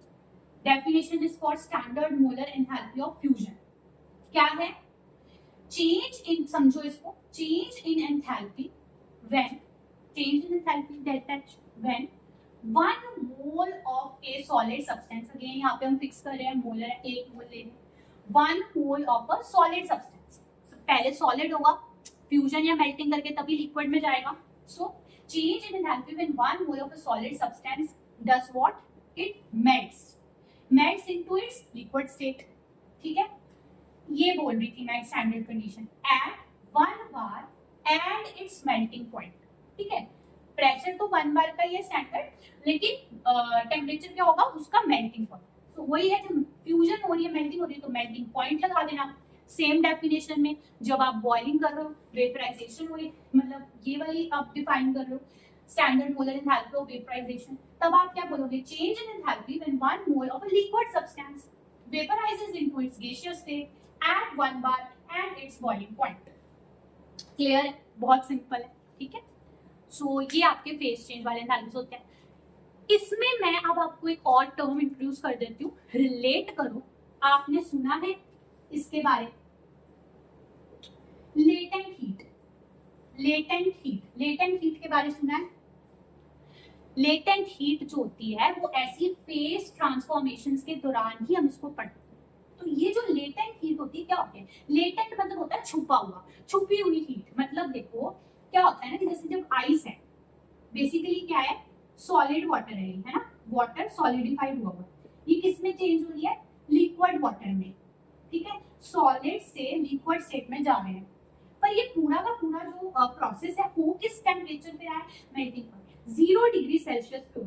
यानी जो टेम्परेचर है वो तो 0 डिग्री सेल्सियस पे फिक्स है, टेम्परेचर नहीं बदला। इसमें थर्मोमीटर डालोगे इस टाइम फेज ट्रांसफॉर्मेशन के टाइम, तो टेम्परेचर आपका 0 डिग्री सेल्सियस पे फिक्स होगा बेटा, वो चेंज नहीं करा। लेकिन आइस बाहर से हीट अब्सॉर्ब कर रही है तभी तो मेल्ट हो रही है।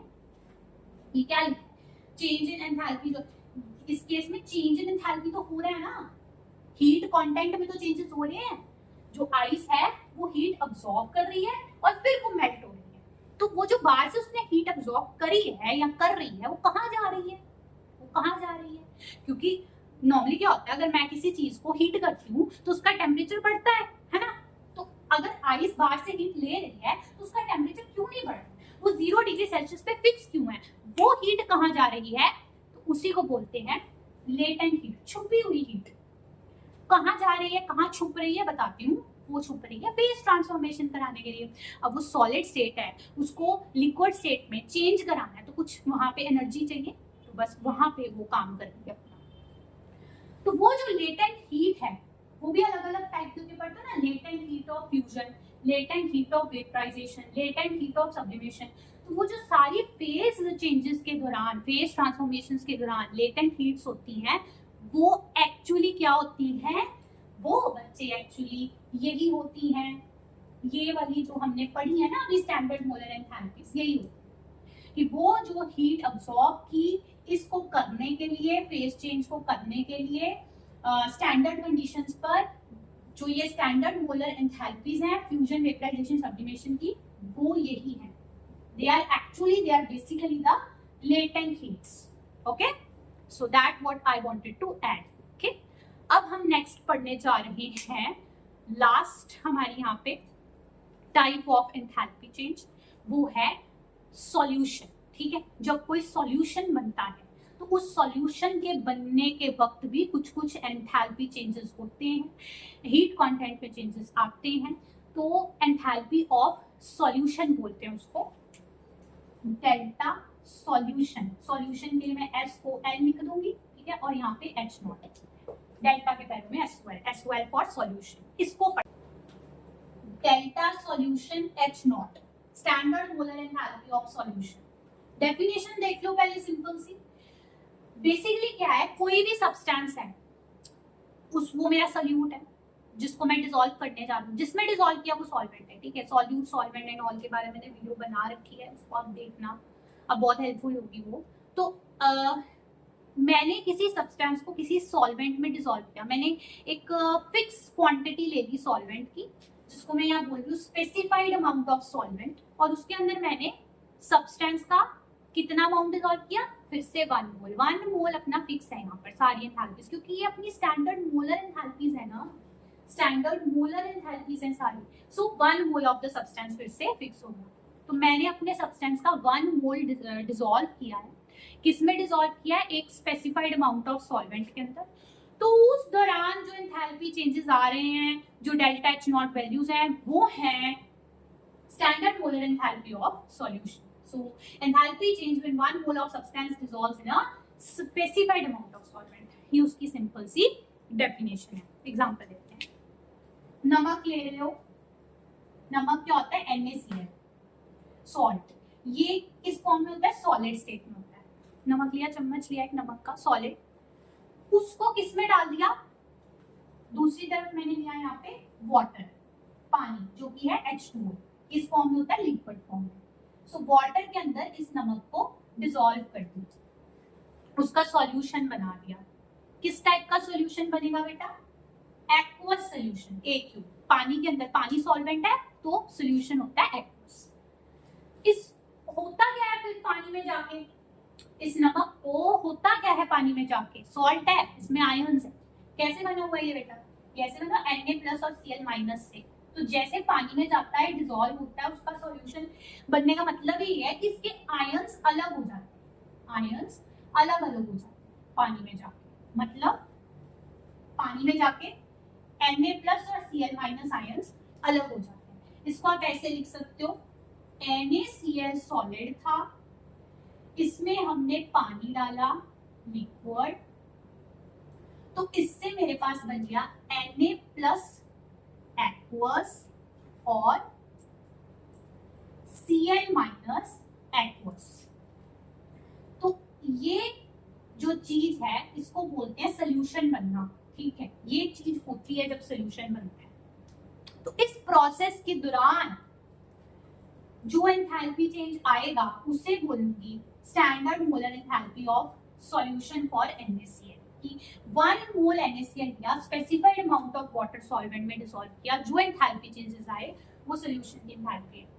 अब इसको थोड़ा डिटेल में समझते हैं कि जो standard molar enthalpy of solution देखने में इतनी सिंपल सी डेफिनेशन है, बहुत सिंपल है, डेल्टा सॉल्यूशन H नॉट, लेकिन इसके अंदर ना 2 कंपोनेंट्स होते हैं, 2 पार्ट्स होते हैं। जो डेल्टा सॉल्यूशन H नॉट है ना, वो 2 टाइप की, फर्दर 2 और टाइप्स की एंथैल्पी से बनी हुई है, उनका सम होता है। ठीक है, उन एंथैल्पीज को समझते हैं। आपको बुक्स में भी वही मिलेगा, क्या आपको लिखा मिलेगा कि जो डेल्टा सॉल्यूशन H नॉट है ना, इसके लिए भी फॉर एग्जांपल वो क्या है, delta lattice H not plus delta hydration H not, ये लिखा हुआ है डेल्टा। तो ये लैटिस और ये हाइड्रेशन क्या है, ये कैसे आए, क्या रोल प्ले कर रहे हैं, समझो, ये समझते हैं, ठीक है, बहुत इंपॉर्टेंट है। यहाँ पे बच्चों को कई बार क्लैरिटी की कमी होती है। तो देखो क्या हो रहा है, हो तो यही रहा है, NaCl सॉलिड से Na प्लस एक्वस और Cl माइनस एक्वस बन रहे हैं जब सोल्यूशन बन रहा है, लेकिन इसको ना स्टेप्स के थ्रू कर सकते हो आप, ऐसे बोल सकते हो, पहले NaCl सॉलिड जो है, NaCl सॉलिड जो है वो अपने आयंस में ब्रेक किया Na प्लस और Cl माइनस, लेकिन वो आयंस थे गैसियस स्टेट में, ऐसे Na प्लस, ऐसे समझा जाता है इसको, ठीक है, आप समझने की कोशिश करना। Na प्लस और Cl minus gaseous form, so NaCl solid breaks into its ions in the gaseous forms। जब भी बेटा कभी 1 mole of an ionic substance, कोई आयनिक कंपाउंड है, NaCl के अलावा कोई भी और आयनिक कंपाउंड है, ठीक है, तो अगर वो अपने आयंस में ब्रेक कर रहा है, 1 mole of the ionic compound, I repeat, breaks into its ions in the gaseous state, उस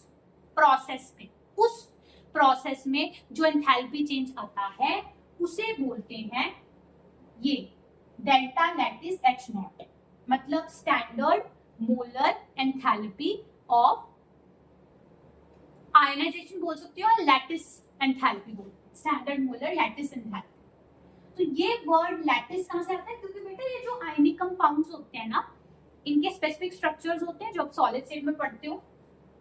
मैं वो स्ट्रक्चर नहीं बना रही हूँ, मैं सिंपली आपको ये बता रही हूँ कि इस टाइप से ना जो आयंस है वो कुछ इस टाइप से कांटेक्ट में होते हैं, ऑपोजिट आयंस एक दूसरे से कांटेक्ट में होते हैं, ऐसे लेयरिंग्स होती है, मतलब जो ये आयंस है ना नमक के अंदर, एंड कि अगर मैं नमक का कुछ टुकड़ा कंसीडर करूं तो उसमें ऐसे आयंस जो है पर्टिकुलर स्पेसिफिक अरेंजमेंट में प्रेजेंट है, ठीक है, तो इसे ही बोलते हैं लैटिस। और जब हम उसका सोल्यूशन बना रहे हैं तो ये लैटिस ब्रेक कर रहा है, तभी तो वो आयंस रिलीज हो रहे हैं। तो हम इसको स्टेप्स में समझते हैं। फर्स्ट स्टेप में क्या हुआ कि जो सोडियम क्लोराइड सॉलिड था वो अपने ions in the gaseous state में ब्रेक किया, लैटिस का ब्रेक करना, ठीक है, उस टाइप पे जो एंथैल्पी चेंज होता है उसको लैटिस एंथैल्पी बोल सकते हैं, ठीक है, जिसको हमने ऐसे लिखा है। तो वो आया, उसके बाद फिर एक बार यहां से Na प्लस और Cl minus gaseous ions release हो गए अलग अलग, तो अब पानी का रोल आ जाएगा, वहां सॉल्वेंट का रोल आ जाएगा। जैसे ही नेकेड आयन भी बोलते हैं, है ना, अकेला, उसके आसपास कुछ नहीं है, नेकेड आयन, ऐसे अकेला आया, तो जो वाटर के मॉलिक्यूल्स थे उन्होंने आके इसको घेर लिया, सिमिलरली क्लोराइड आयन को भी घेर लिया।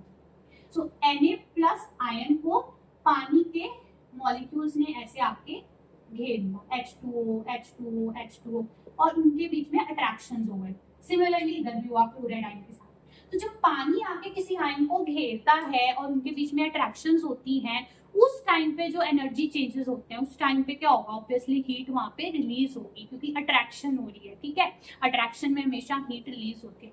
तो उस टाइप पे जो डेल्टा H नॉट होती है उसको आप बोलते हो ये delta hydration H not. Hydration मतलब पानी की वजह से सॉल्वेशन, जनरल वर्ड है सॉल्वेशन, ये सॉल्वेंट ने किसी आयन को घेर लिया, ठीक है, सॉल्यूशन के अंदर, तो वो है सॉल्वेशन। पर्टिकुलरली पानी सॉल्वेंट है तो हाइड्रेशन। तो यहाँ पे जो एनर्जी रिलीज हुई, एंथैल्पी चेंज आया, वो किसके बराबर था, डेल्टा हाइड्रेशन H नॉट। तो मैं इसको फटाफट से आपके लिए लिख कर दूं तो कैसे आएगा, ऐसे आएगा, ये भी मिट गया, Na प्लस एक्वस था और यहाँ Cl माइनस एक्वस था, ठीक है, ये इसमें कन्वर्ट हुआ है, लेकिन स्टेप्स में। पहले ये कन्वर्ट हुआ ऐसे Na प्लस गैस और Cl माइनस गैस में, तो ये इतना जो एंथैल्पी चेंज था वो बराबर था delta lattice H not, lattice enthalpy. फिर नेक्स्ट स्टेप में क्या हुआ, ये जो गेशियस आयंस थे इनको आके पानी ने घेर लिया और ये कन्वर्ट हो गए एक्वस आयंस में। गेशियस आयंस से एक्वस आयंस में कन्वर्ट हो गए।